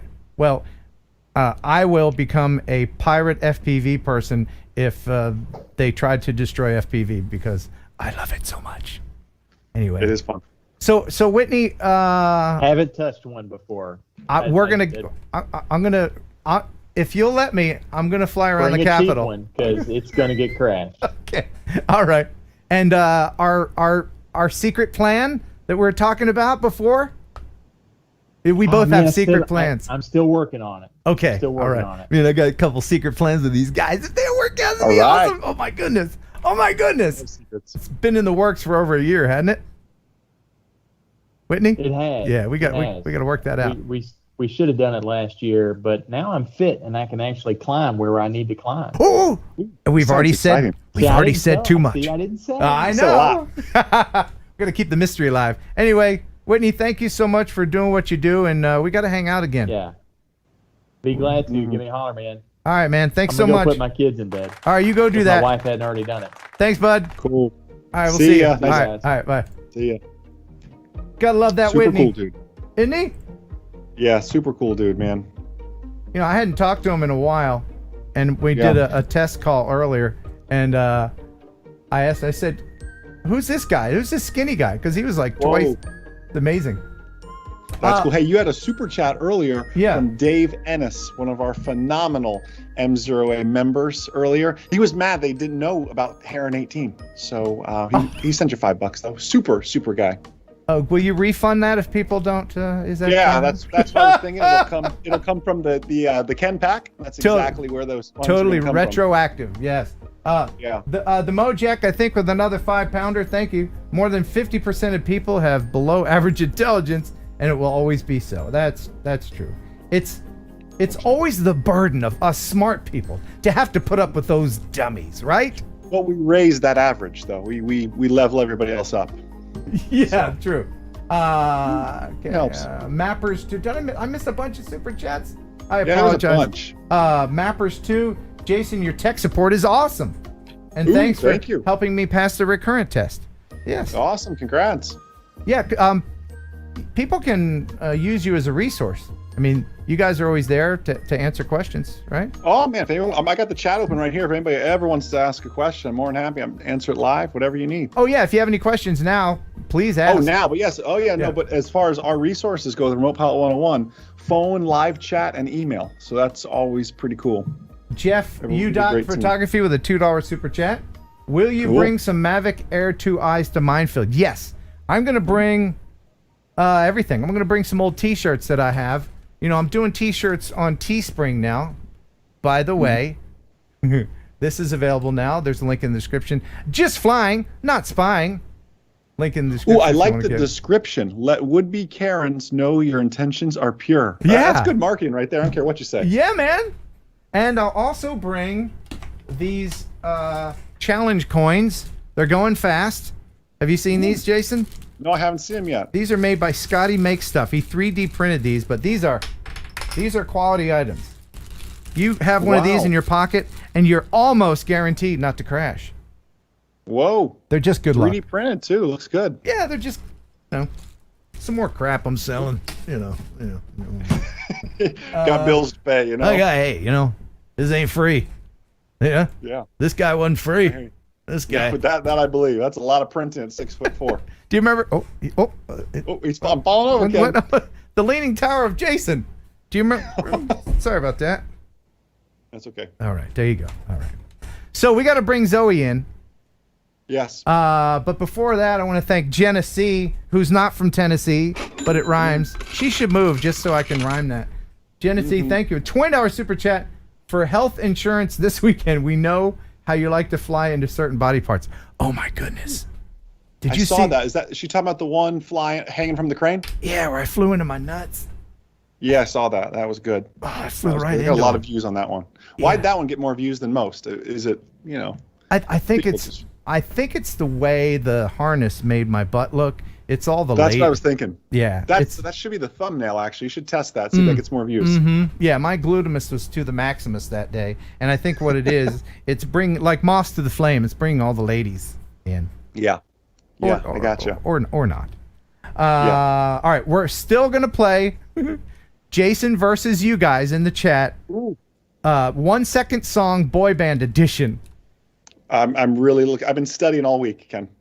But first, I have a few really good viewer videos. Let me just share one, then we'll bring in Zoe. I know she's standing by. She's in San Diego, California. Cool. Dear Mr. Heron, very official. This is Jonathan Leal. I was the proud winner of the viewer video of the week a couple months back. I received the Freewell filters, and they are awesome. Thanks. Yes, they are, and they're a sponsor of the show. FreewellGear.com. Check them out. They're very nice to provide prizes all the time. My brother and cousin came to Switzerland to visit me, and they brought their Mavic Minis with them. We had such a laugh racing and making obstacle courses with the drones. I put together a movie trailer, which makes me laugh every time I see it. Maybe you will show it on TNL. Jonathan Leal. And I certainly will. I'll share it right now. It's pretty good. Check it out.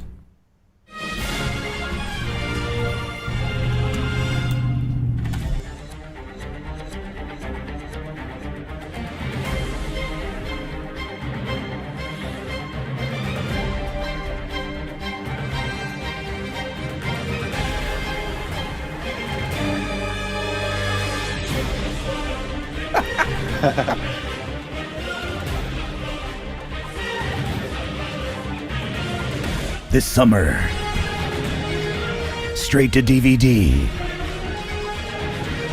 This time, it's personal.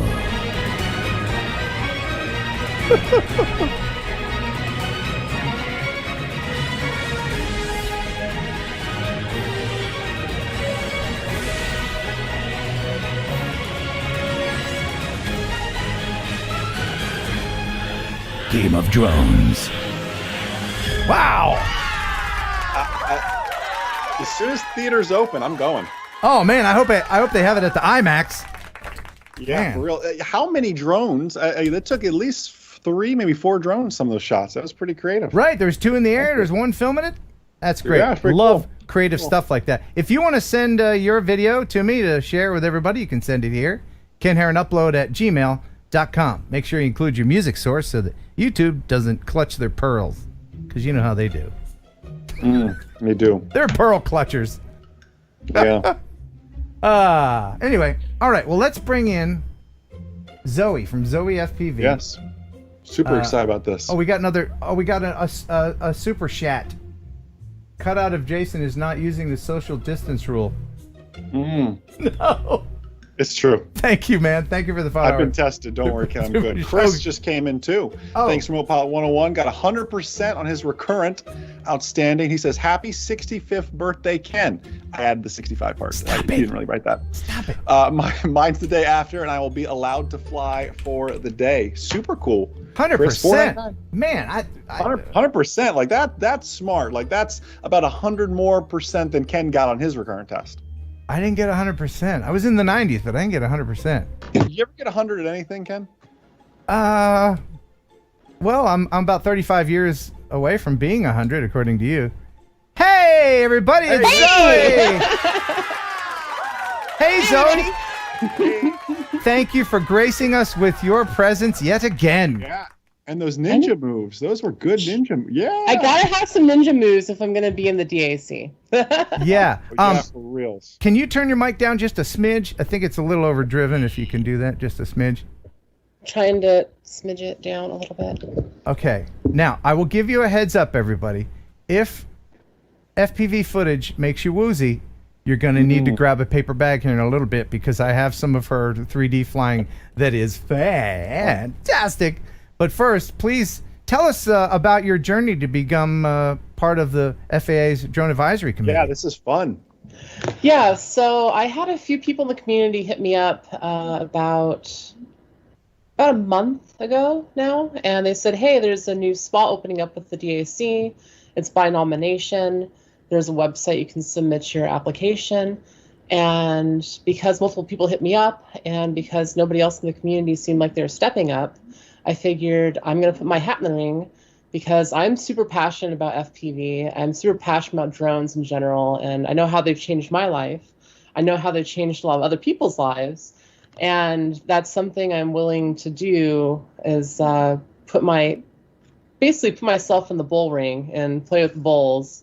And I'll probably get the horns a couple times, but if I can just make a little bit of a difference and an impact for the FPV community and the drone community at large, then it's worth it. So what kind of things will you be doing, and how often will they come to you for your opinion? So they do 3 meetings, it looks like, every year. I think right now everything's remote meeting, but beyond that, they have a lot of rules and regulations you go over, you submit ideas. It's not super involved, but yeah, it's still very involved. Everything that essentially the community does, everyone has to vote on and talk about, raise counterpoints to. And the whole thing, even though I was highly regarded in the nomination, every comment on the proposal was for me, essentially, and support of me. And I didn't see a negative comment about me or a comment about any other person joining the DAC. And the FAA actually reached out to me before closing and said, you've got a lot of people pulling for you, you know. So I'm hoping right now it comes down to the Secretary of Transportation to approve me onto the DAC. So it's really down to them at this point. What other kind of people are going to be on the committee, and how many other committee members are there?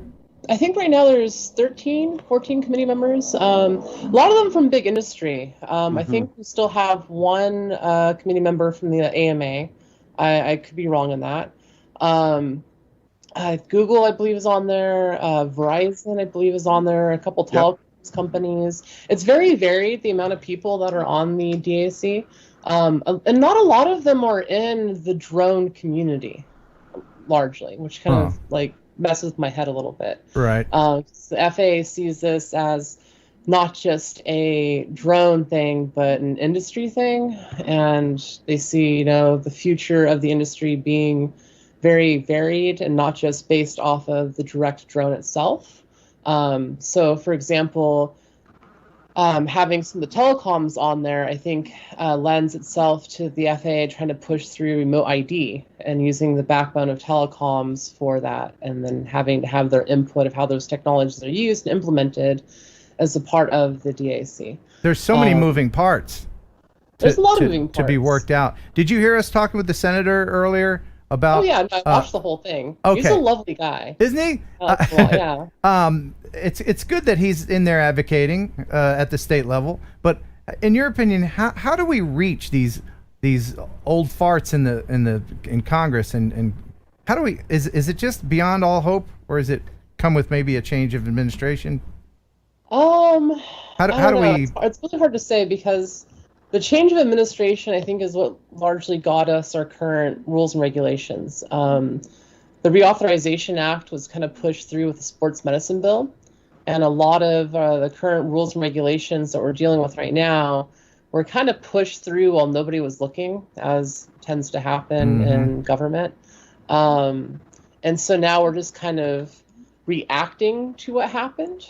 And I think a lot of the people in government aren't even aware of how these rules were even put into place, why they were put into place, and or what's the real reasoning behind them. So in general, I think we just have to educate lawmakers and the general public about the everything that's going on.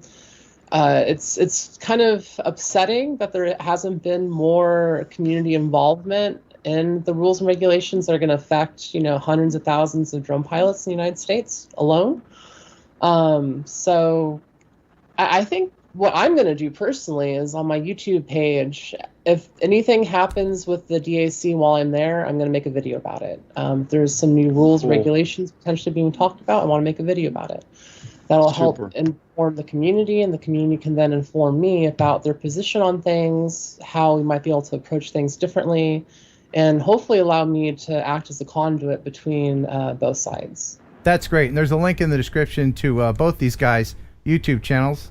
I urge you to go ahead and subscribe. You're approaching 20,000 subscribers, right? And I think you should have more. I think you should have more, Zoe. More. Yeah, my channel's been dying off for a couple years. Everybody subscribe to Zoe now. Do it, please.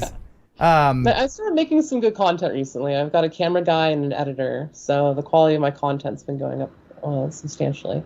Excellent. And go get Remote Pilot 101. I actually took Remote Pilot 101 before I got my 107. Awesome. Well, thank you and congratulations. I think, Zoe, I think it's so cool what you're doing. Ken, good on you for getting the center, getting Zoe kind of back to back like this. It's like you storyboard this, Ken. It works out really well because we had the conversation with the senator about big business and taking over airspace and everything else. And again, I'm not anti-big business. I'm very much for capitalism. However, like Zoe said, she is probably one of the few people, maybe two others I can think of, that even have their Part 107. They're going to be sitting on this committee. They're just representatives from the Verizons of the world and from the Alphabets of the world that are interested in one thing, which is delivery by drones or whatever their missions may be. And that's going to be awesome. That's going to be great. But there's enough airspace for us all to share. So I just want to say thank you to Zoe for just getting out there and fighting the good fight, because there's not a champion for, I know you're there for the FPV community, but really we need you there for the whole just Part 107 community, because there's not a champion for that I can think of on the DAC right now. A lot of people have dropped and they've been switching, a lot of turnover for whatever reason. I don't know what to deal with it. Us hobbyists and Part 107 people that fly drones for fun and for business, we're really just in the way of the Jeff Bezos and everything, aren't we? I mean, you could argue that, but at the same time, the Jeff Bezos and everybody else haven't been able to roll out what they wanted to roll out by now. I mean, you know, they thought drone delivery was going to be more of a thing. So It's true. not. Drones in the sky doing a lot more than what they're currently doing now. Again, they're not. I mean, So true. And it's frustrating because here the hobbyists are helping largely create the technologies that these corporations are going to be profiting from. And then the corporation's like, oh, we have an idea, but it's an idea and it's not happening yet. But we need all this legislative positioning to basically make this idea legal for us to do if we can make it happen. And so in the meantime, all the hobbyists and the Part 107 operators and the people on the ground that are flying these things on a daily basis are the ones suffering from the visions of grandeur that aren't happening. Yeah. So it's now, isn't it? I have a good perspective on it. Isn't it, Jason? The only company that has beyond visual line of sight right now is UPS. Is that right? Yeah, UPS has it. UPS has let a few other companies use it. That's how Walgreens did that pharmaceutical delivery. If you saw that one, they were just utilizing basically UPS for and through that. We did UPS's Part 107 prep, actually. They're good people. Okay. All right. Yeah, I still think that as far as drone delivery goes, don't fly over Kentucky or Louisiana. You're going to get shot down, man.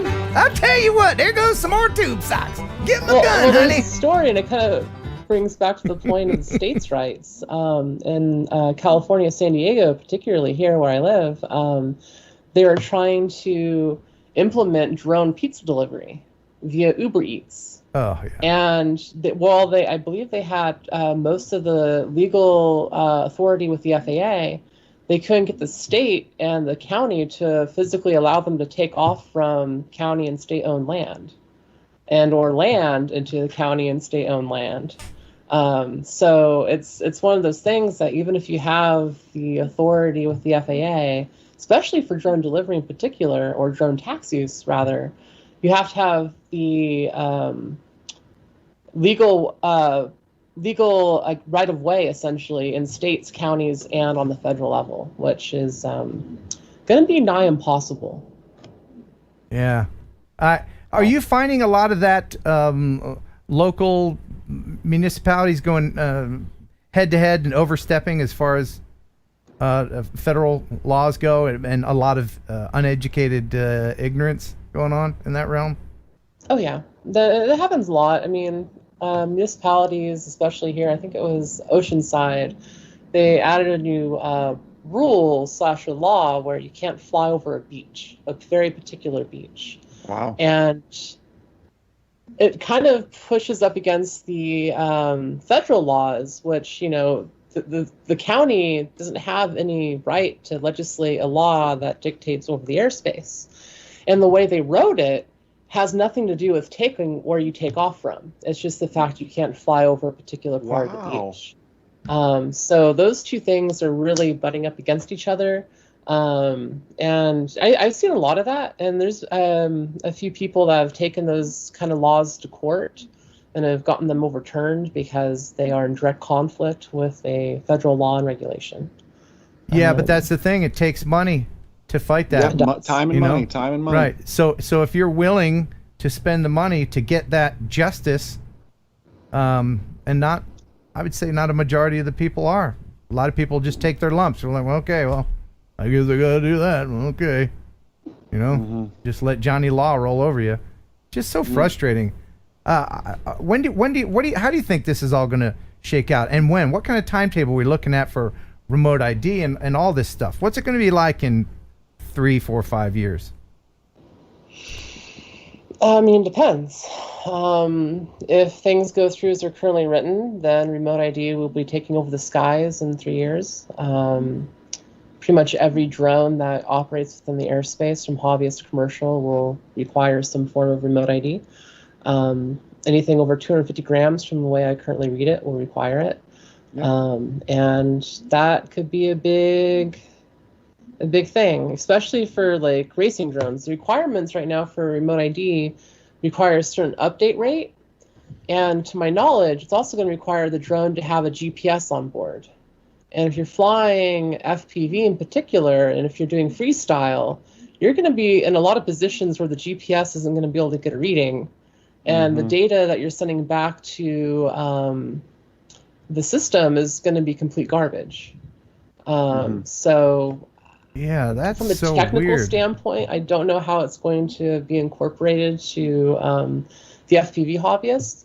From a different standpoint, though, like from the way it's currently written, like you'll be publicly available. If you fly a drone, there's going to be a website that anyone can go to find out that there's a drone being flown in this particular location, and potentially get the pilot's details. And that's a huge privacy violation. Yeah, that opens up a whole other can of worms. Hey, anybody remember Prohibition? Remember Prohibition, when they stopped to get us trying to drink and people did it anyway, and bootleggers made a lot of money, and then they said, you know what, this whole drinking thing, let's just go ahead and put it back the way it was. I gotta hope that, you know, if this restrictive stuff goes into effect, especially in the FPV community, people are just gonna be like, well, I'm gonna keep doing what I'm doing. I, for one, am a very, very I follow the rules. People know that I'm an advocate for following the rules, but I tell you, if they try to take my FPV away, even though I suck at it, I'm going to be a pirate. I'm just going to be a pirate. You're going to see a big push. I mean, so I mentioned the racing community. Thankfully, the racing community, if that would happen, could always push indoors. I mean, most drone racing is indoors now anyways. I know there's plenty out in parks and outside too, but we do have a fallback plan while we wait for the prohibitionary period, you know, in the revolution to happen, Ken.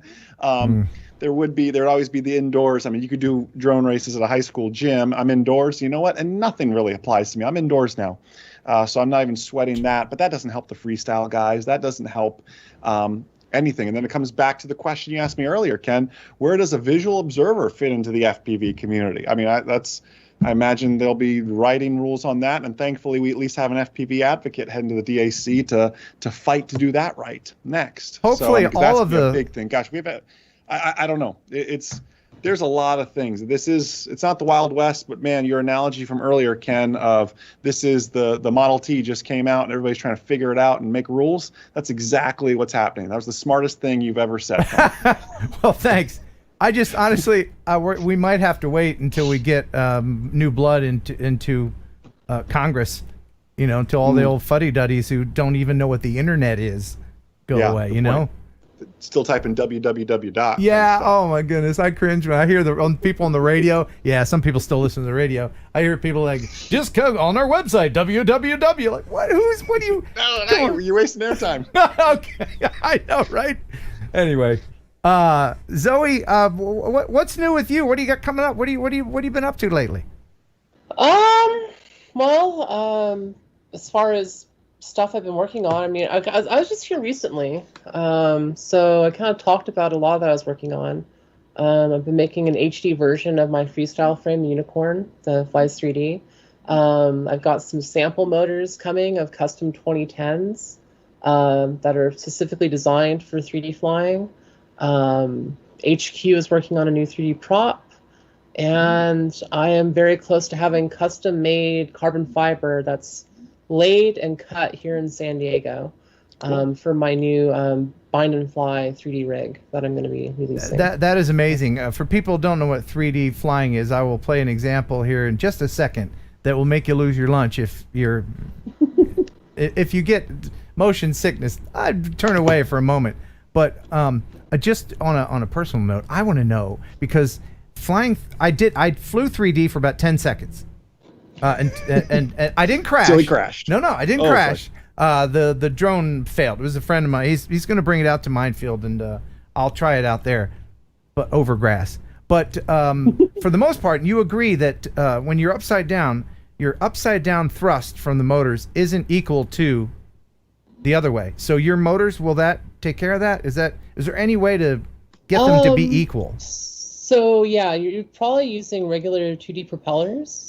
And there's a trick you can do where you take either corner, the front left and the back right, or the front right and the back left, and essentially you're going to be swapping the props upside down. And so you'll have two props right side up, two props upside down, and it actually creates equal thrust in both directions when you're flying. It's weird. Someone recommended it to me, and I did it for an April Fool's joke video. And the only person that was fooled was me, because it worked really well, and it works. So but there's specially designed 3D propellers? No. There isn't. Well, there are. So you can do the 2D prop trick on like any drone, any propeller setup, as long as you have 3D bidirectional mode on the ESC and the firmware for the flight controller. But the props that I use specifically are made for 3D, so they're symmetrical. So they have airflow in both directions. Right. And that's, again, what HQ is working on, is a brand new 3D blade that allows symmetrical thrust in both directions. APC has them for 5-inch. Gemfan, which is my, Zerpal propeller, that one works really great. That one actually is paired to the 2010 motor to get the most amount of performance out of both. And then we have another manufacturer, Racecraft and Master Aircrew, both work with 3 propellers.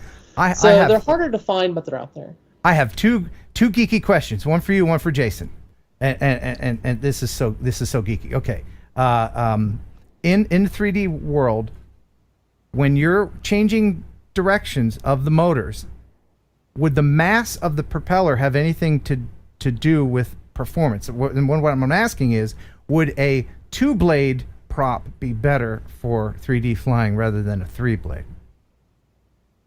Is that too geeky? Stupid? So I can answer this in one of 2 ways. Okay. Yeah, please. Dumb question? This is a dumb question, wasn't it?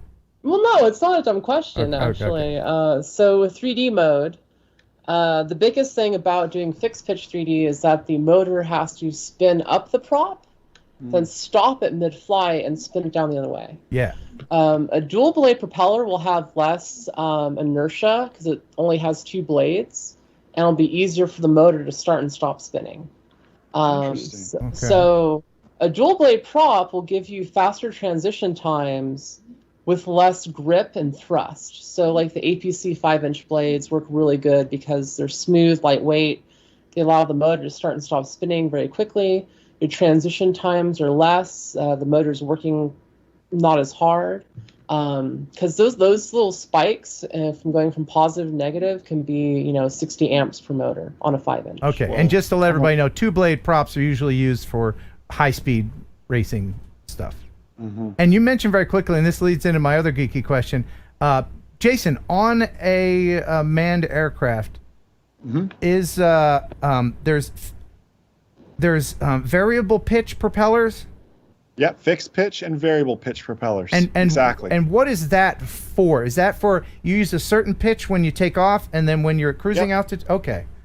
Yep. So I mean, a variable pitch propeller is like having a car with unlimited gears.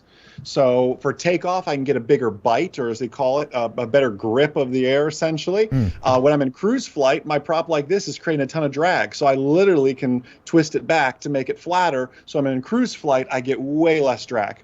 Would there be any benefit, Zoe, to a variable pitch propeller in the FPV world? It's difficult to say. The IQ motion control motors that I've used in the past have the ability to be a brushless motor with a variable pitch prop, and they can actually change the pitch of the prop with very minute changes in torque to the motor as it's spinning. The University of Pennsylvania, I believe it was Pennsylvania, did a couple research projects on it using a single brushless motor on just a single brushless motor flying a machine in full 3 dimensions. And so it was just changing its speed ever so slightly to change the variable pitch of the prop.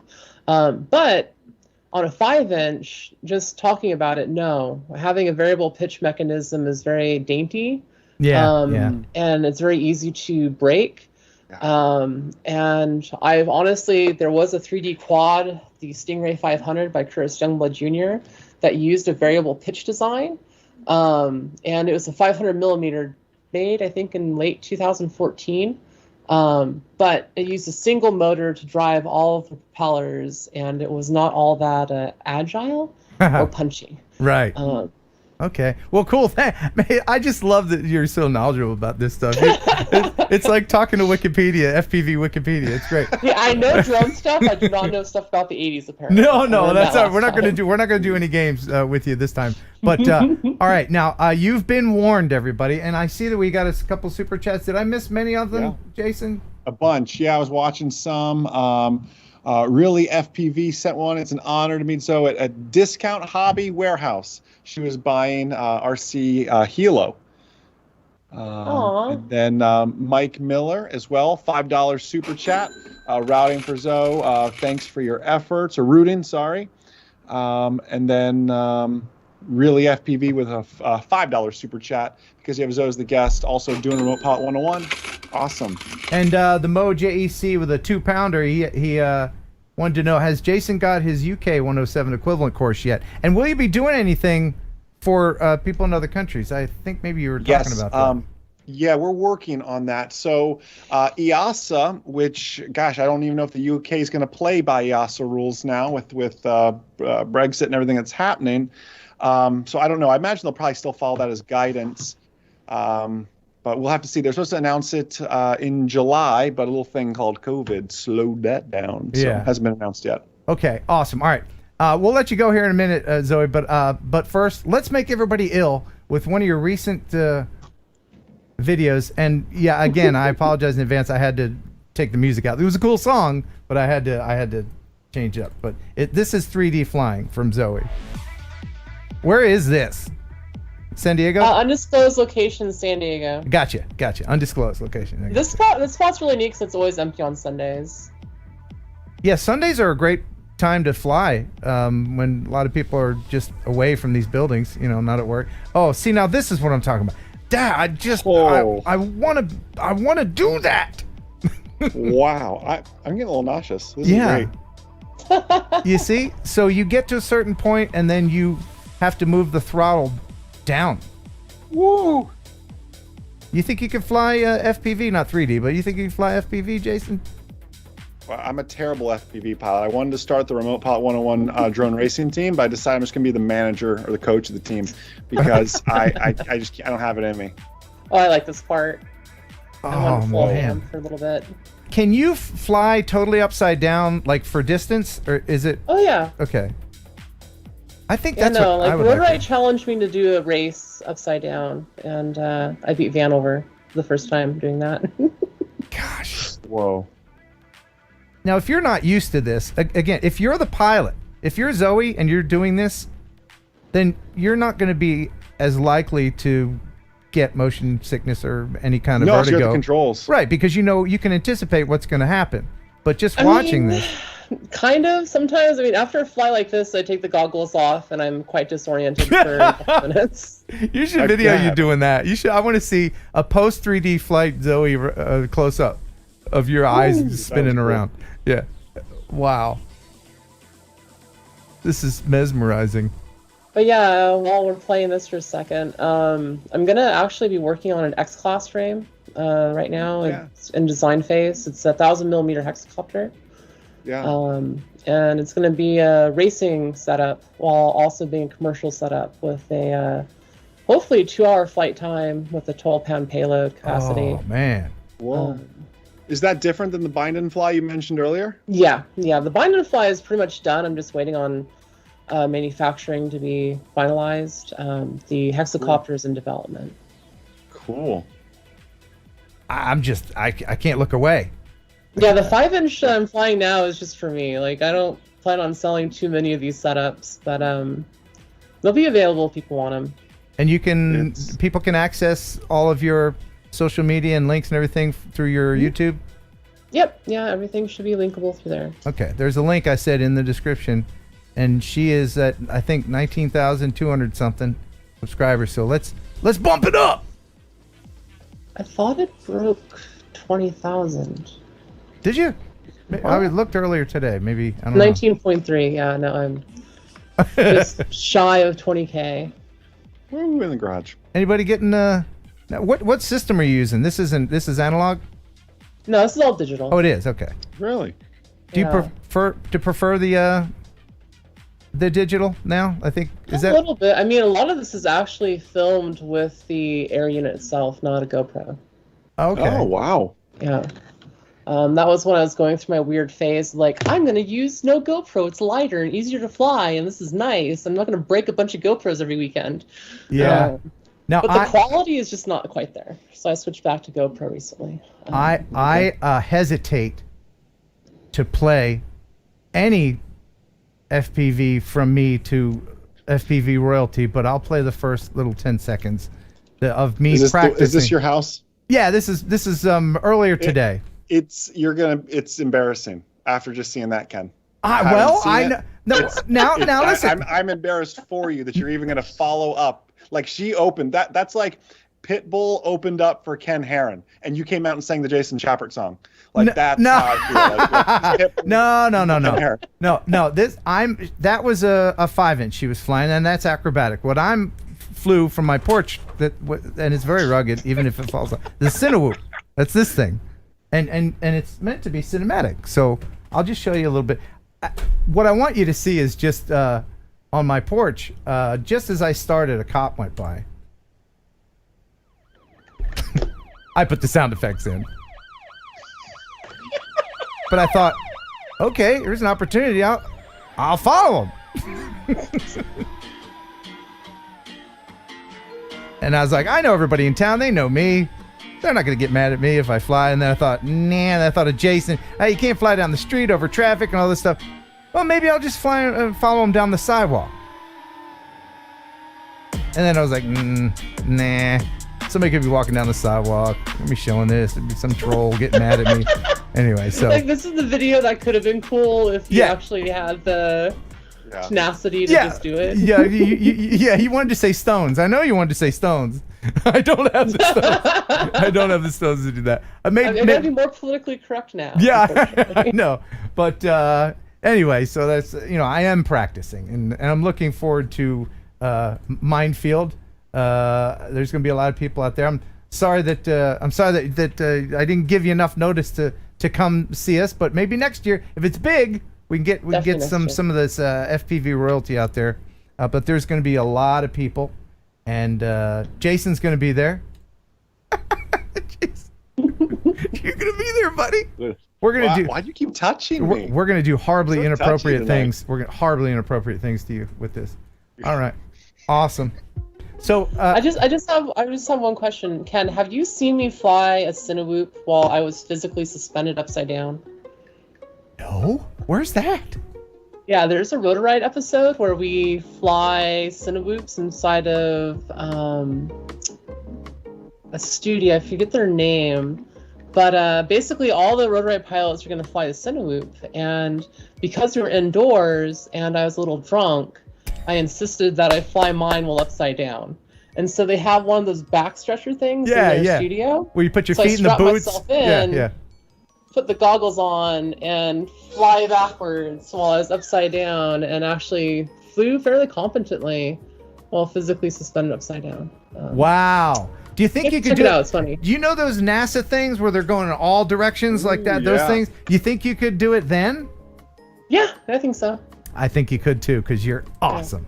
You're awesome. I admire Sorry, you very much. That. Yeah, you are awesome. There's a link in the description. Please check out Zoe's channel, and check out the trailer. It's hilarious. Zoe, thank you so much for making time for us today. Thank you. All right. See you later. Bye. Okay. Bye. Gotta love that, Zoe. That was super cool, man. I aspire to be that level of 3D pilot. I haven't done any 3D flying. I don't know if I have the stomach for it. Like, I can fly airplanes and stuff, but something about when you put goggles on, it's a challenge. Have you ever done a loop-de-loop, like a power loop in an airplane? I have in a T6 Texan before, but not in my plane. And I was just the passenger, and I thought, I'm going to hold my phone, and I'm just going to make a video of it. And then the G's hit, and your phone's back here as you're going back like that because you're just trying to hold yourself. I flew in a traffic plane back when I was doing a morning show in Birmingham, Alabama. And it's this big guy. He was stuffed in the back, and he had this remote equipment. This is like late 90s. And, hey, you want to see something cool? And they did that thing where you go down your weightless. A parabolic arc, Yeah, and I was like, oh, do it again. We must have done 20 of them because I kept saying, do it. And I got video of it somewhere. I got to find that. But that's awesome. Yeah. The Scattered Thought with a $5 super chat. Yeah. Put this toward a cup, Ken, for when you try out a 3 propeller prop. Thanks, man. And David Cassidy, my favorite partridge, $20 super chat. Thanks for the extra educational show. As always, entertaining. And Genesee, not from Tennessee, with a $10 super chat once again. Almost forgot for happy birthday, Diet Cupcake. Yes. Ooh, was that passive aggressive about your weight? Oh no, I mean I've been a lot of people know that I haven't been eating sugar. I've been trying to slim down a little bit. Oh, wow! You know, I didn't notice. Wow. No, thanks. My idea at this point is not to balloon up anymore, is to maintain what you have. That's right, because I continue to eat like a 12-year-old, except with I don't eat no bread, no sugar, and I just drink water. I didn't know all this. Yeah. I didn't know all this. Well, when you get to what are you, 20? 32. Are you? Okay. Well, when you get to be over 50, your metabolism says, hey, take that. We're going. See ya. And by the time I'm 50, there can be 3D printing metabolisms, and I'll just, take another one. Yeah. Amazon Prime me a new metabolism. Please. So, all right. Let's get into some fun stuff, and I have some great viewer videos. Let me play one now. Let me play one of these now before we do anything. Let's do it. Do you want to see a resort in the UK? Or do you want to fly up the creek? Well, since there's been no travel, let's go to the UK. Let's do it. We've just been stuck. Hey, Uncle Ken, it's your old pal L. Smeghead here again. I've been here on Guernsey for just over a month, and this little island is incredible. More so because there's not one single case of coronavirus on the island. It's currently one of only a handful of places in the world that has returned to some sense of normality. No face masks, no queuing for supermarkets, no social distancing. Random strangers are shaking hands and sneezing on one another. Good times. Don't you miss sneezing on everybody? Even better, due to the drop in tourism with the lack of cruise ships coming into port, the beaches are practically empty. Makes for some great droning opportunities at the height of summer. Love ya, mean it, El Smeghead. So let's check that out. El Smeghead's been blowing up the chat, too. Oh, good. He's a good guy. Yeah, he seems like a good guy. Yeah.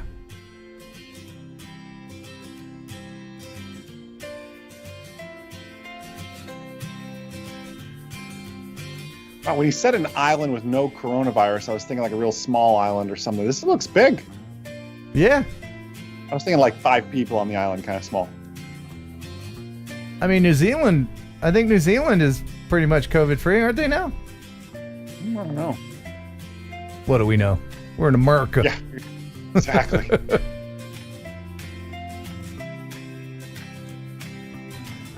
It's good stuff. That's super cool. They have all the best stuff over in the other countries, don't they? All the old For real. stuff. You just got mountains, you know? I mean, Old we got Rocky cool Top. stuff too, but they have the great architecture. Mm-hmm. There he is. Yeah, cool. Very cinematic. Nice. Mm-hmm. You been to the UK, have you? I have, yeah. I used to do a trade show over there every year.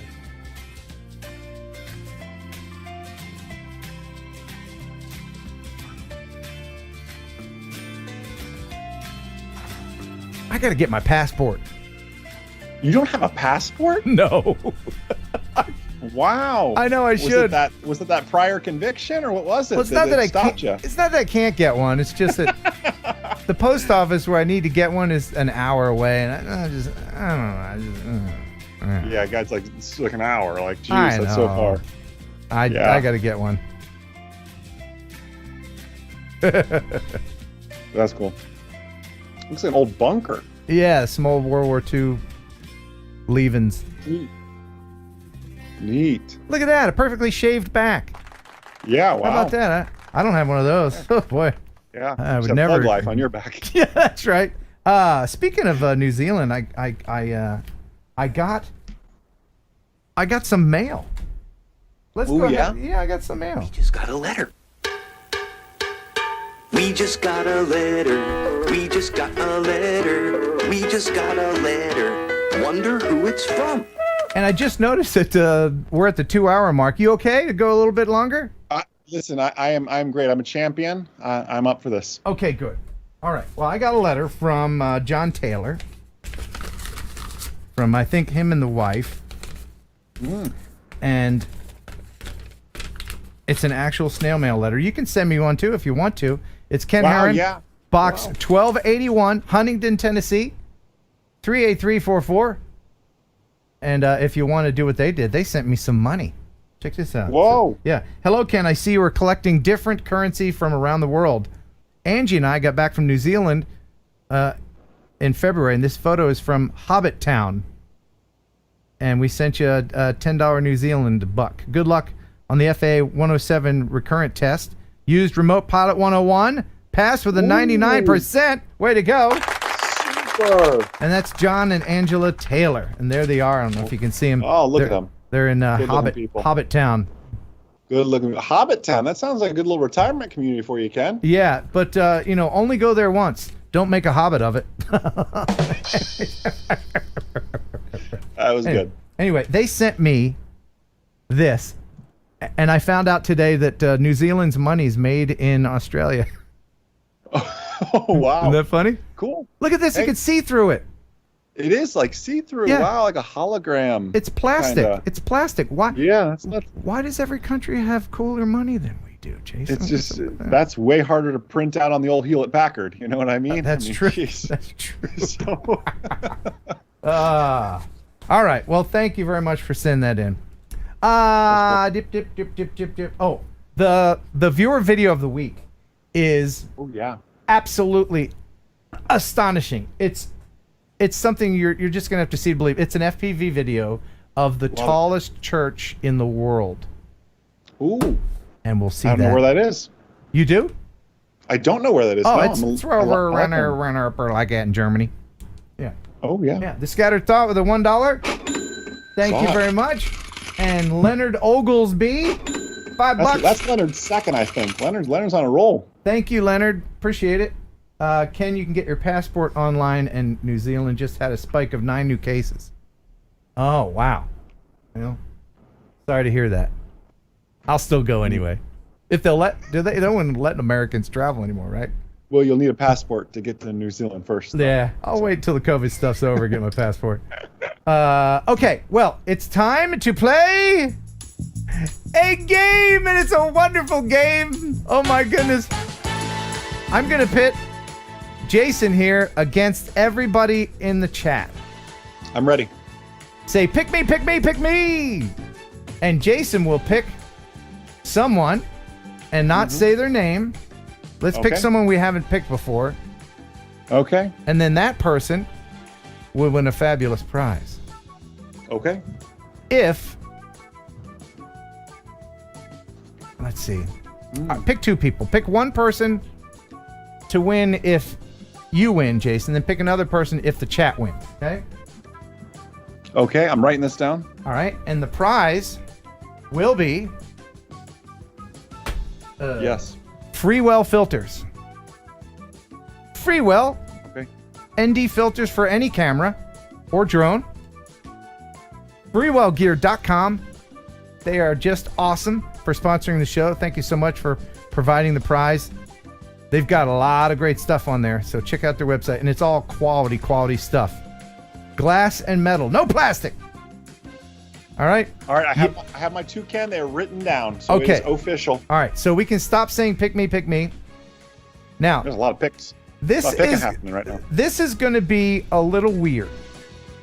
Why? Because it's boy bands. What do you have against boy bands? All boy band edition 1 second song. Now, here's the problem. If you're in the chat and you want to answer, then you would then have to admit that you know the answer and that you like boy bands. See, you're stuck between a rock and a boy band. Wow, I just don't get it, Ken. I mean, you're telling me you don't like when the Justin Timberlake soundtrack comes on from the movie Trolls. You can't tell me you're not. Oh my goodness! Oh my goodness! That's a toe tapper. Yeah. Now, boy bands. I have a feeling. What year? What era of boy band are you an expert in? Because I've done all-encompassing.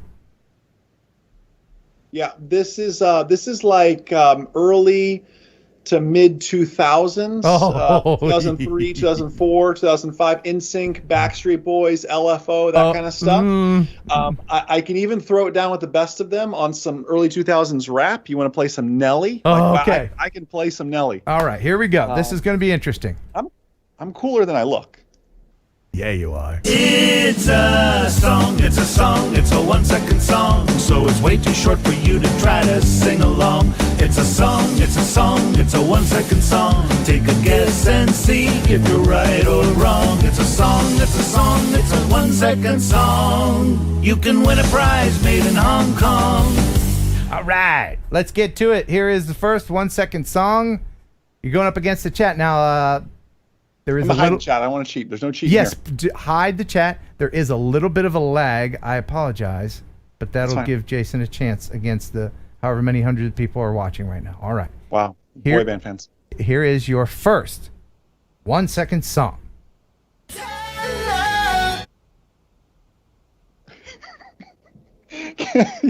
Can I hear it again, please? Wow. And the London Droner, that's not Dana singing that jingle. That's my friend Alan Huffman.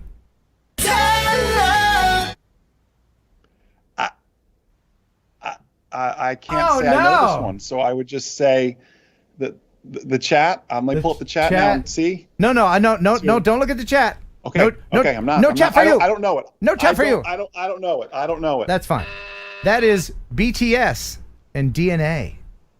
Wow. BTS. That must be in the 90s, Ken. No, that's new. That's brand new. The BTS, man. Have you heard of BTS? No, behind the scenes? Like that's BTS. Oh, yeah. Oh, man. Yeah, now they're getting it. All right, we got a little bit of a lag. All right. That's fine. I'm ready. Here is your next 1 second boy band.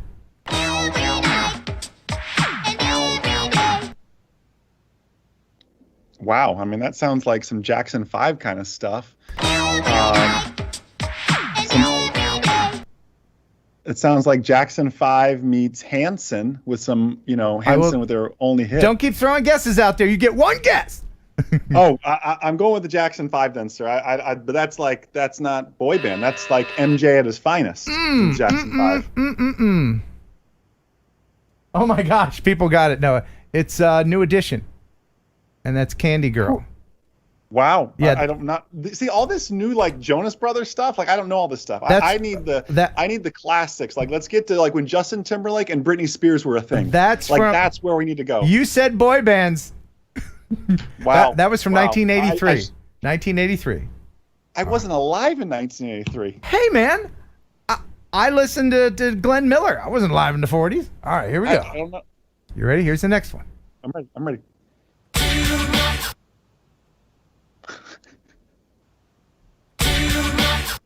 It all starts sounding the same, doesn't it?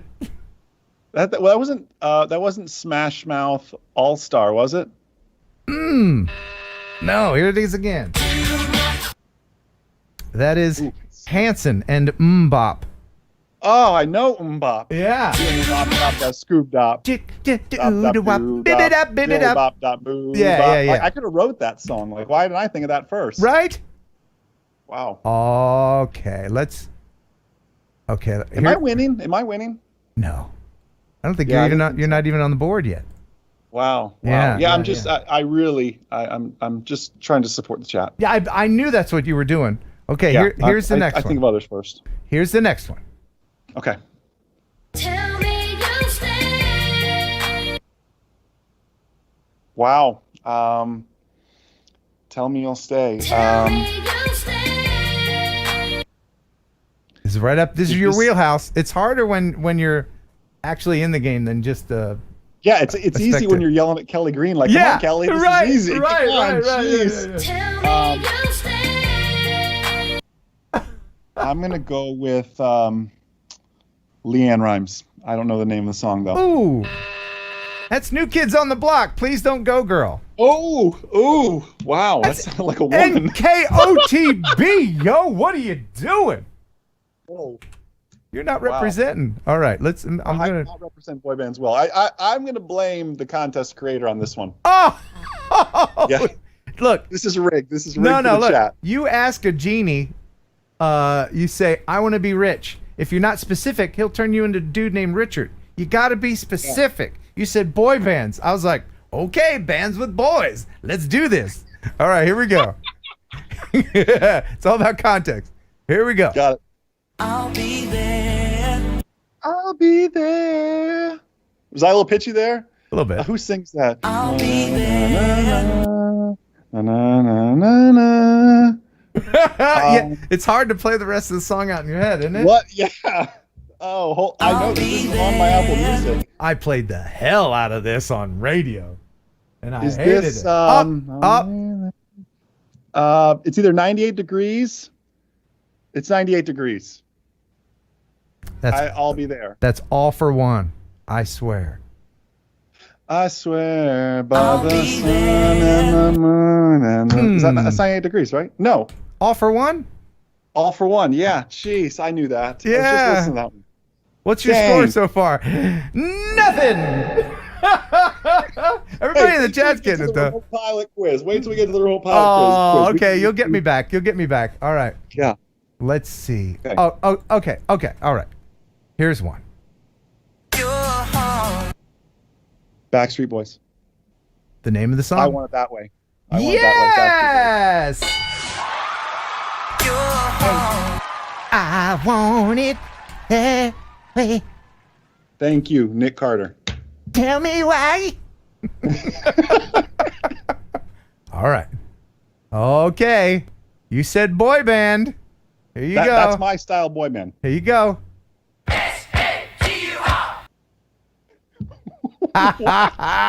Yes, that's a boy band. Come on over, 40 crowd. Sugar. Sugar? Oh, from the Archies? Sugar. It said S-U-G-A-R, I thought. No. Yeah, this is that is the Bay City Rollers in Saturday Night. That's a 70s boy band. Oh. Yeah. Oh, yeah. Wow. Oh, you asked this genie for a boy band. That's what you get. All right, let's bring it back. Wow. Let's give him another point. You ready? Here's the next one. Okay. Here's one more time. That's like some love song baby making music. It sounded like. Well, a lot of babies are probably made. A lot of babies are probably 30 years old right now from that song. Yeah. Everybody got the Bay City Rollers. But what is this song? You're going to kick yourself. Because I can take 1 second from anywhere in the song. That sounds like, Chat got that one. It's Boys to Men. Good job, chat. Wow. Good job, chat. That is The End of the Road by Boys to Men. Ouch. Boys to Men. I know that. All right. I'm not doing as good as I was hoping for. I studied. That's all right. I feel like you for your recurrent test. Like I studied, but I still ended up with 72. I didn't study, and I'm going to embarrass myself. All right, here we go. It's fine. It's all right. It's still fun. Here we go. Here's the next one. Leave my heart open. Ooh, that's newer, isn't it? Yeah. Leave my heart open. Somewhere. That's not like somewhere Sam Kelly Smith or something, Kelly, is it? Or no, somewhere Kelly Green is swooning. Leave my heart open. Oh, I'm afraid no. That is One Direction, The Story of My Life. Yeah. Story sorry of my about that life. Something. I don't know. I the rest drive of it. all night. I drive all night. Just to get back home. I'm a Harry Just Styles. to get back home. Yeah, that's it. You know the words. Yeah, I got it. It's just the 1 second. I realize you don't want the copyright slap, but, Right, but a 2 second song would be a much easier game. No excuses. All right, here we go. Here's the next one. Ooh, dun, dun, dun, dun, dun, dun, dun. That's Jackson 5. Don't you be my girlfriend? I don't know the name of the song, but that's the original MJ. You're right And about Jackson. that. It's I Want You Back. I want you back. I want you back. Yeah, right. It's right there. ABC, easy as 1, 2, 3. Yeah. All right. Got just a couple more. Now Okay. see, there's no way. I'll throw this out there. There's no way you're gonna get this. There's no way. There's no way. Wow. But it's Thank you for believing in me. the Believing in me starts with me, Ken. Here you go. I mean, it's old. I'll just tell you. Do you know it? Whitney Houston. No. That's Ricky Martin and Menudo. Ricky Martin, like living La Vida Loca? Yeah, Ricky Martin? he was in a band called Menudo. No clue. I All just right. know him for living La Vida Loca. All right, I'm going to give you just 2 more. Okay, I'm ready. 3 more, okay? Here you go. Here's the next one. Come on. Ooh, why have I heard that? Yeah, you have. I've heard that. I've heard this. Yes. Drawing a blank. Anyone? Let's see if the chat can Play get more. Play more of this. Play. I need a different second. That's the problem, Ken. it. That's a second and a half. I've been generous. Wow, you are so generous. 50% more. That is Musical Youth, Pass the Ducci. What? Pass the Ducci on the left-hand side. Pass the Ducci on... Okay. All right. What's a Ducci? I don't know. You're a millennial, right? You are, aren't you? No, I'm not a millennial. Okay. You freaking millennial, get on out of here. All right, here we go. This is your style. Here we go. We're gonna end with you getting one. Here we go. All right, thank you. I know a high note. Dun, dun, dun, dun, dun. Girlfriend, JT. What is it? Girlfriend by Justin Timberlake. Thank you. What do you mean, kinda? Oh, it's technically an NSYNC. Yes, but I'll give it to you anyway. yes. I'll give it to you. Okay, and with that, let's congratulate the person who won. Did I win or did I lose? You Let's start with lost. that. You lost. I think that's yeah. So Douchey. That's right, London Droner. That's what that is. And it's a little disconcerting that kids are singing about Douchey. Yeah, I don't want to, what is a Ducci? He told us? It's a joint. Oh, a joint. Oh, wow, I didn't know that. Since I lost, AA, you were my... And what GT2 was if I win. Sorry, buddy, I let you down with my boy band knowledge. But AA? Yeah, you did. You won because I lost. All right. So let's play let's play one video, and then we'll embarrass me with a quiz. Thank God. A Yeah, quick the quiz. embarrassment. I'm blushing over here. All right. You're pretty competitive, aren't you? I'm ultra competitive. I hate losing. I'm studying for next time. You have to ask the genie correctly. Yes. I'll do boy bands between 1991, 1997, maybe in there. You know. Hey. Next time. All right. So this is from Casey FPV. Hey Ken, I thought I would share this video I made for the Real Steady Go video contest. Real Steady, for those who don't know, it's a program that will make your video real steady from the GoPro world. This is mainly shot on the iFlight Bumblebee. Flying these through small gaps in trees is so much fun. Hope you enjoy. Music is from Epidemic Sound. By the way, they're a sponsor of this stream. Link in the description. Check it out. Free 30-day trial subscription, and it's good forever. There you go. Nice. Epidemic Sound. All right. So this is from Casey FPV. Enjoy this. This is Up the Creek.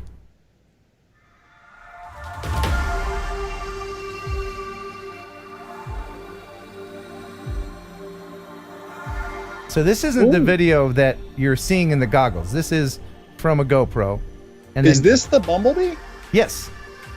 Wow, I've never seen somebody fly a Bumblebee. I mean, I saw Ken fly the Bumblebee around the church, and it wasn't very good. So this is how you must really fly a Bumblebee then.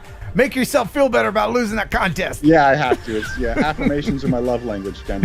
So. But he's flying it certainly better than I am. One day, I keep practicing. Yeah. This is the kind of stuff that I really want to be able to get. Ooh, that's tight. Oh, that's tight. Yeah. Love it. See, I'm all about doing that. It'd be my luck, though, that I'd crash right there. It falls in the creek, and I'm walking a mile to go find it. There's a lot of practice before you start flying over water like that. Yikes. So you prefer to do cinematic FPV rather than the acrobatic stuff? Yeah, I love the. I want to get a Bumblebee, and I think I'm going to here soon. Mostly for exactly what you're talking about. I want to chase the airplane when it's on the runway. I think that'd be cool. Really cool.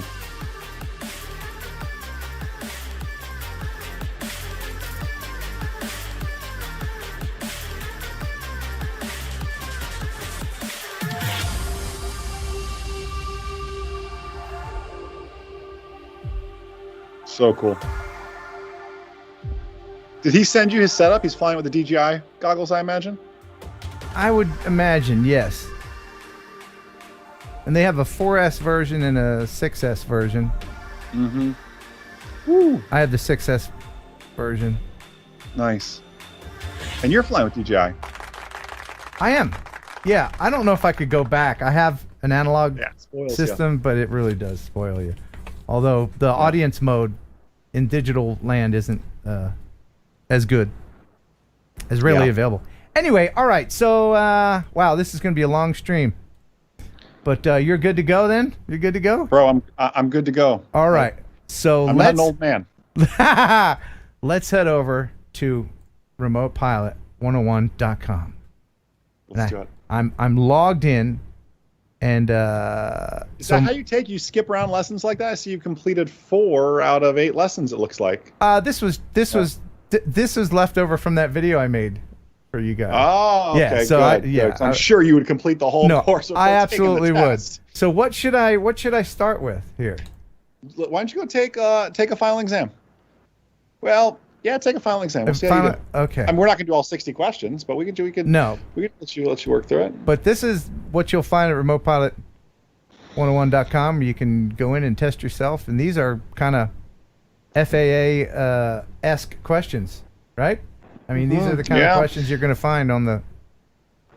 Okay. I'll play whether you're right or wrong, Ken, because it's not going to give you whether you're right or wrong to the very end, since it's 60 questions. Yeah. So I don't have sound effects like you, but I do have these cool sticky notes prepared for you. Oh, good. Okay. I'm very wrong.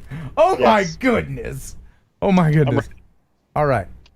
First question. Who is ultimately responsible for preventing hazardous situation before an accident occurs?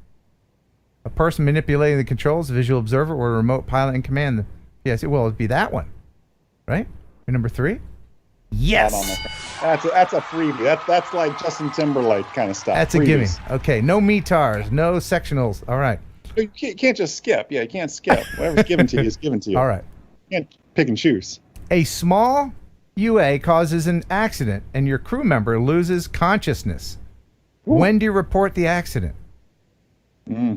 Oh, dear. Don't lose consciousness reading this question. What are your options? I can't see the screen. It's too small. Within 10 days of the accident, when requested by the UA owner, or no accidents need to be reported. Okay, now there's some trick questions, right? Yeah. All right, let me read it again. Small, because I don't want to get this wrong. I don't want the buzzer. A small UA causes an accident and your crew member loses consciousness. When do you report? How? Well, no accidents need to be reported. But they lost consciousness. They lost consciousness? Well, it's either within 10 days of... I'll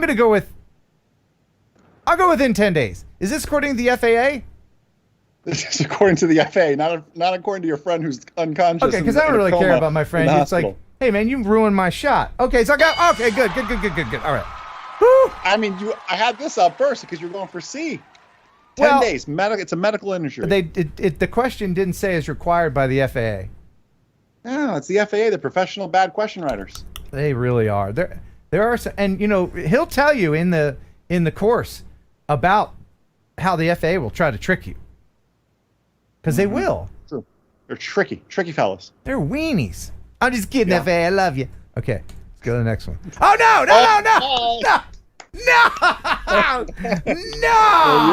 The old Dallas sectional just chart. throw up the wrong. Just throw up the wrong. The worst one. This one's so busy. God, all right. You just want to take a very wrong off the start? I'll try it. All right, let's see.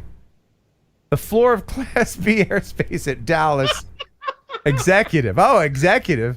RBD is what? Oh.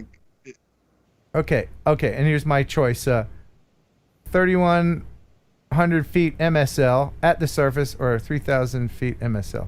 Oh, good Lord. I forget what MSL is. All right, let me click on this and make the image bigger. RBD. Let's go find RBD first. Yeah, okay. So we got to find RBD. Area 3. Area 3, where's it? Okay, I see it, but I'll let you find it. Oh, you saw it? Okay. All right, Dallas RBD is somewhere around here. Yep. So where's RBD Airport? RBD Airport. I love this. Yeah, that was a mistake. Okay, so would it be RBD? Does it say are you down with RBD? Yeah, you know me. It's the floor of the Class B over RBD. So we have to find RBD first, which you've touched like a million times here. RBD. Yep. So go up. You see it says to the right. Dallas Executive RBD. Right here. That's the airport. So where does the floor of the Class B, Class Bravo airspace start? Mappers 2's got it in the chat, but don't you look? I'm not going to look at the chat. Just give me the wrong answer. Just give me the wrong. I mean, I don't know. Hold on. Let me guess. I'll try to guess. I'm going to say it's. Why would you guess when the answer is printed on the map in front of you? Oh, what's it? Okay. The answer is on paper, like your cursor is touched it. I don't get it. My problem is is all the lines, the magenta and the blue. That's all this number stuff. I'm good with that. All right, so all right. Oh, I'm tired. Hold on. No, I know this is so not entertaining. I'm sorry, you guys. No, it's super entertaining. It's super entertaining. Let's see. Dave Ennis has got it. So Greg's it's this. It's this right here, the 110/30, right? Yeah. So what's your altitude? Where's the floor start then? What are my choices? 3,000. Really? Oh, really? Wow. Okay. Well, I mean, the process of eliminating. You had to phone a friend or two. Yeah. Will you come to take the test with me? Absolutely, we could put a bug in your ear. Maybe. You know what? It's a lot of pressure when all these people are watching. I'll just say that. Yeah, exactly. It's a Yeah, lot of pressure. this sectional chart stuff, man. All right, on to the next one. Come All right, let's do it. on, me time. Okay. Who is responsible? We'll just do about 5 more of these. Yeah, it's fine. Whatever you want. Who is responsible for ensuring that there are enough crew members for a given small UAS operation? It's a freebie. Well, that would be the PIC. You're responsible for everything. And I got it right. Yeah. Such a freebie. All Such a right. freebie. Jason, do you have to go and take these tests yourself? I don't have to because I keep my man certifications good. However, another chart. That's Norfolk, Virginia. I go and take them anyways, just so we always stay up to date. Everyone at Remote Pilot 101, m0a.com does, just so we stay up to date on the latest, what's happening test-wise. Okay, So, all right. I think that's Norfolk, Virginia. And the For people sure. at the test place, they see you coming, they're like, all right, here's No, your diploma. I Just- pencil a mustache on. I use Ken Heron as my name, so they all You go, go- oh yeah. You go in with a fake mullet and sunglasses. Exactly. No, I grow it out. They don't have to fake it. Okay. All right. Just a couple more, and then I'm just going to... See, this is why I study. This is why it's good that once you join Remote Pilot 101, then that's it for life. Then you go whenever things change, which is why I need to go in there, because I got to be honest, while the sectional charts are great information, I think like a lot of people, I use a lot of apps that do the thinking for me. But it is good to know this stuff. Yeah. Even if you only know it long enough to take the tests. Are you stalling on this question? Yes, Is that what I you're am. doing? All right. I feel like you're like a little no, you're filibuster right. happening. You're right. All right. Here's the Fentress Nalf Airport. Is that a real place, or is that a place in Narnia? Okay. Navy. Is what type of airspace? Okay, so we got to click on the. So that would be NFE. No. NFE. Yeah. Which area did they say? Oh, look at that high-speed internet loading that I PDF. know. It's straining. Come on, you're streaming. Don't do this to me. NFE. What am I looking? I'm looking for the. NFE. What area? Did it say which area? 1. Oh, I see. Okay, NFE. Norfolk Classic, right up here? No, over here. You telling me it's 1? It said area 1, but it's not as close to the 1 as you think. Oh God, this is so boring, right, guys? I'm not looking at the chat. I'm not looking at the chat. South. What is the question again? See, I get so lost. All right, here are my choices. Oh, to hell with it. It's class C airspace. Am I right? You're very wrong. I'm very wrong. Oh no. I got that one wrong. I start going cross-eyed, man. It was Surface Class E. It was below the Class C airspace for everybody who had said the Class C. NFE is just south. It had the dash magenta line. Class Echo airspace at the surface, very much controlled airspace. Ken, you're doing great. I believe in you, and that's all that matters. Okay. You call the CAT Center and tell them, hey, this is Jason Schappert. I believe in him. Just go ahead and just go ahead. Just pass the man, please. Oh my gosh, I'd be so embarrassed if I didn't have Remote Pilot 101 to study with. I wouldn't. There's no way. Yeah, I mean, that's how I got through high school. I barely got through high school. I do not retain information. I can tell you lyrics from TV themes from the 80s, but the rest of the stuff, phone numbers, Like the Ricky people's Martin names, song. Yeah, girlfriends' birthdays, my own wedding anniversary. Whew! All right. Yeah. One more. Let's end on a positive note. That's fair. All right, here we go. This is a 6 of 40. I love this question. You plan to release golf balls from your small drone at an altitude of 100 feet. Well, yeah. Is this tailored just for me? Of course. I was going to do that. You must ensure the objects being dropped will 1. Land within 10 feet of the expected... I've never seen this question before. Of the expected landing zone.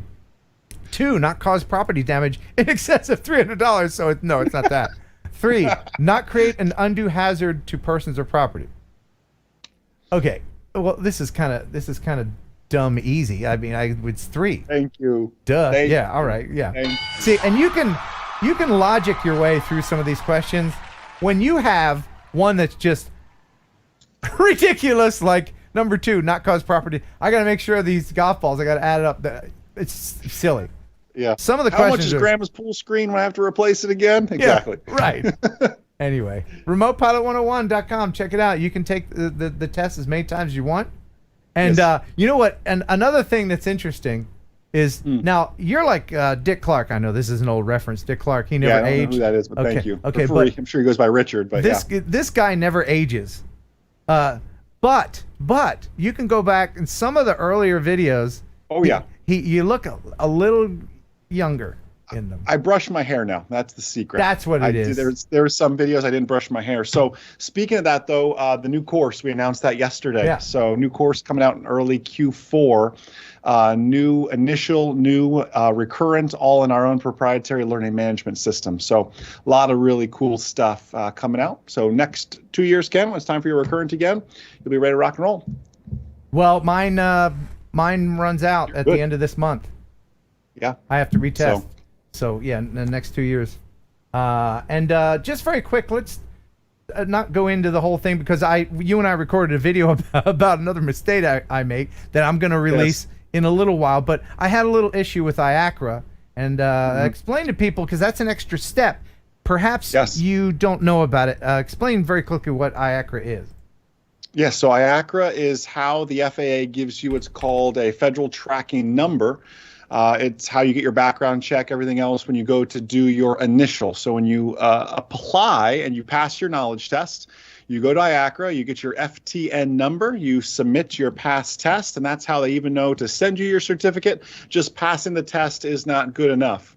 Look at that. That is some UI and some UX design right there from the old FAA, isn't it? Oh, you can totally tell it's a government website right beautiful. there. Beautiful. I'm sure.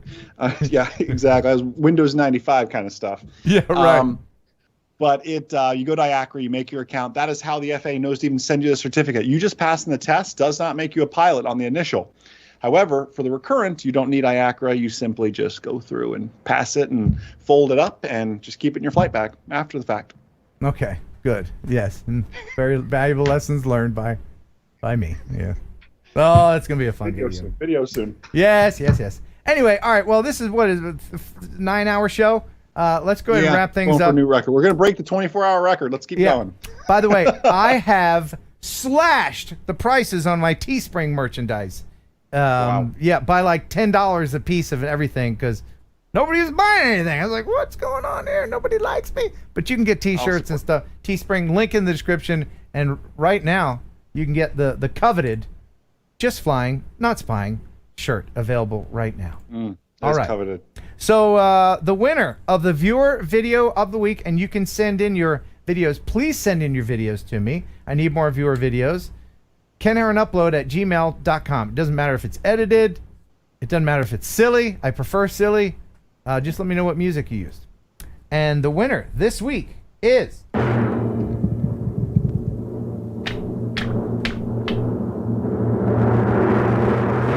our buddies from Mini Drone Studio. It's amazing.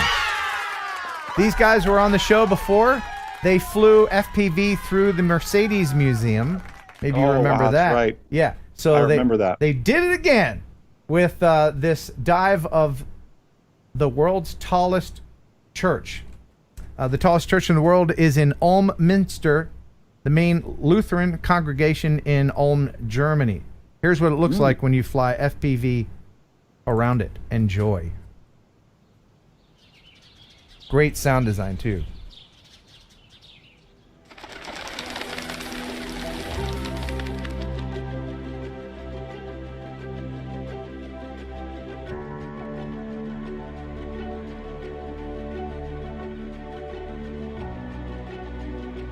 Is he gonna go? Yes, he is. Oh, look at that.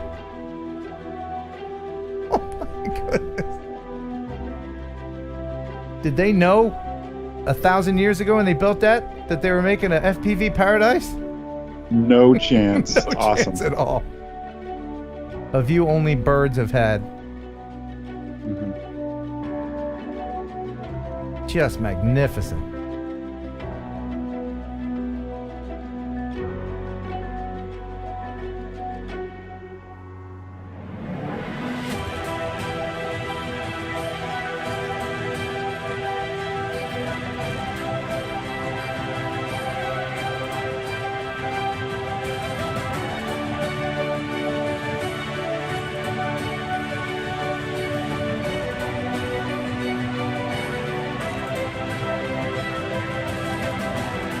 Imagine the team that's got to re-shingle that roof one day. Oh my goodness. Couldn't pay me enough. You think you reach the top and then there's more.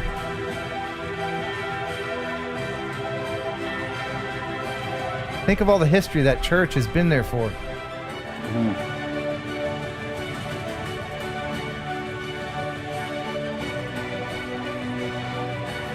Wait for it.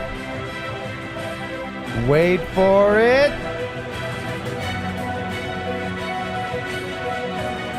Hang on to your lunch.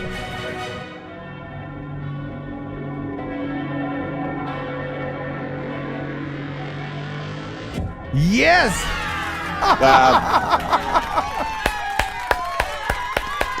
So that's the same outfit that did the Mercedes place. Yeah. Killer stuff. Yeah, Who are they again? I need to follow them. That's some killer stuff. Mini Drone Studio. Mini Drone Studio. Yeah, one word. MINIDRONE. I believe I put a link in the description. If I didn't, somebody please put a link in the chat. Killer. All right. Well, WHM3 $5 super chat. Thanks so much. I was stationed in Ulm while serving in the Army 84-85. Nice memory. Wow. I can't imagine seeing that place in person. Glad I got to see it on video from that angle. Well, I guess that's it. Is there anything else? I saw a bunch of Raz requests. That's all. That's what I saw. What's that? Raz? Oh. Yeah. You know what? Before we do that, just a very quick, a lot of people sent me this. The quick clip. Check this out. Have you guys seen this? This is a bridge, a suspension bridge. Dude is in there and he's flying. Oh my. No. Goodness. No. Yes. No way. God, isn't that great? Let's see it again. It's pretty killer. Oh, don't you just love drones? Don't you just love quads of all kinds?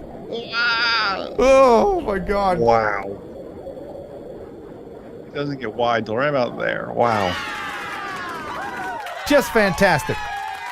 And you're right. You're right. Now, we're about to enter the RAS chamber. Jason, do you have the proper attire and do you know the rules? I do know the rules. There is no free air release technique. That's right. RAS. That's right.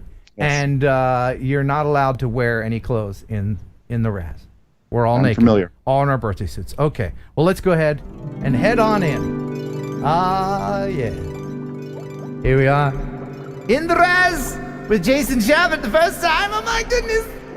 Oh my goodness. Oh. Are those your feet? So bubbly. Oh, this is a little weird. My Can goodness. you bring the cardboard cutout in too, please? Yes. We're all in here together. Yes. It's a wonderful place where nothing can go wrong. Everything is pure and wonderful and nice and everyone's happy. All the taxes are done. Nobody has COVID and there's only one rule that we need to follow, and it seems every week the rule gets violated. Maybe this time it'll be okay.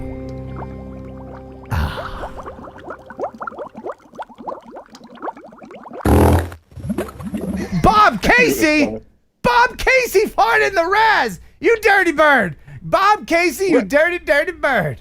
What is the history of the RAS? Like, why the RAS? Where'd this come from? Like, what? Why is it called the RAS, by the way? I think around show number 7 or something. I wanted to have a fancy background, but my system at the time couldn't handle it. And so every time I used it, it would like mess up the stream. And I asked people, I said, do you really want the RAS? I mean, it's kind of razzmatazzy. And then it just, why do you wear 2 watches? It's stuff just happens. Because of you. Because of you. It's stuff just happens organically, doesn't it? And we're better for it. We're better for it. Awesome. Well, thanks, everybody. I guess that's about it. Here's Jason with the final joke of the evening. Wow, it was really interesting when Zoe was talking about drone pizza delivery. And I was just thinking, that's such a pie-in-the-sky idea. Okay. All right. The wink and the guns really help. The wink and the guns really help. Yeah, you brought it home with that. Yeah. We hope you enjoyed the show. Have half as much as you would have if it had been twice as good. Oh, thank you so much to all of our guests tonight. Senator Whitney Westerfield from Kentucky. We got some cool plans coming up in Frankfort, Kentucky. Zoe FPV, links in the description. Please bring her up to 20,000 subscriptions. We love her. And Jason Schappert for stepping in, sitting in the co-host chair. I'd like to thank you most of all. And I'd also like to thank you, Jason. Thank you very much for being part of the show today. I'm never bored. I'm never cardboard when you're around.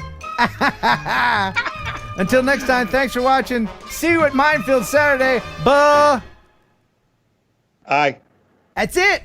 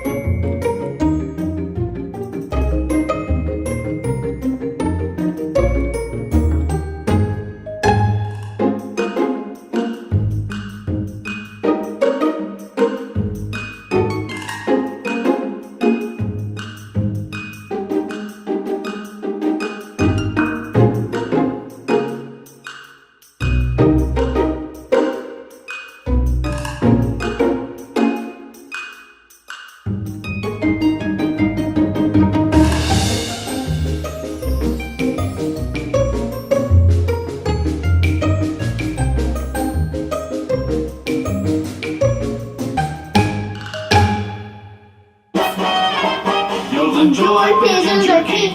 Pigeon jerky, the killer could process meat. Enjoy pigeon jerky. Pigeon jerky, and you give your family a treat. Establish nutrition to help them grow, and it's full of fiber to make them grow. You'll enjoy pigeon jerky. Pigeon jerky, a killer could process meat. Yeah. That was so funny.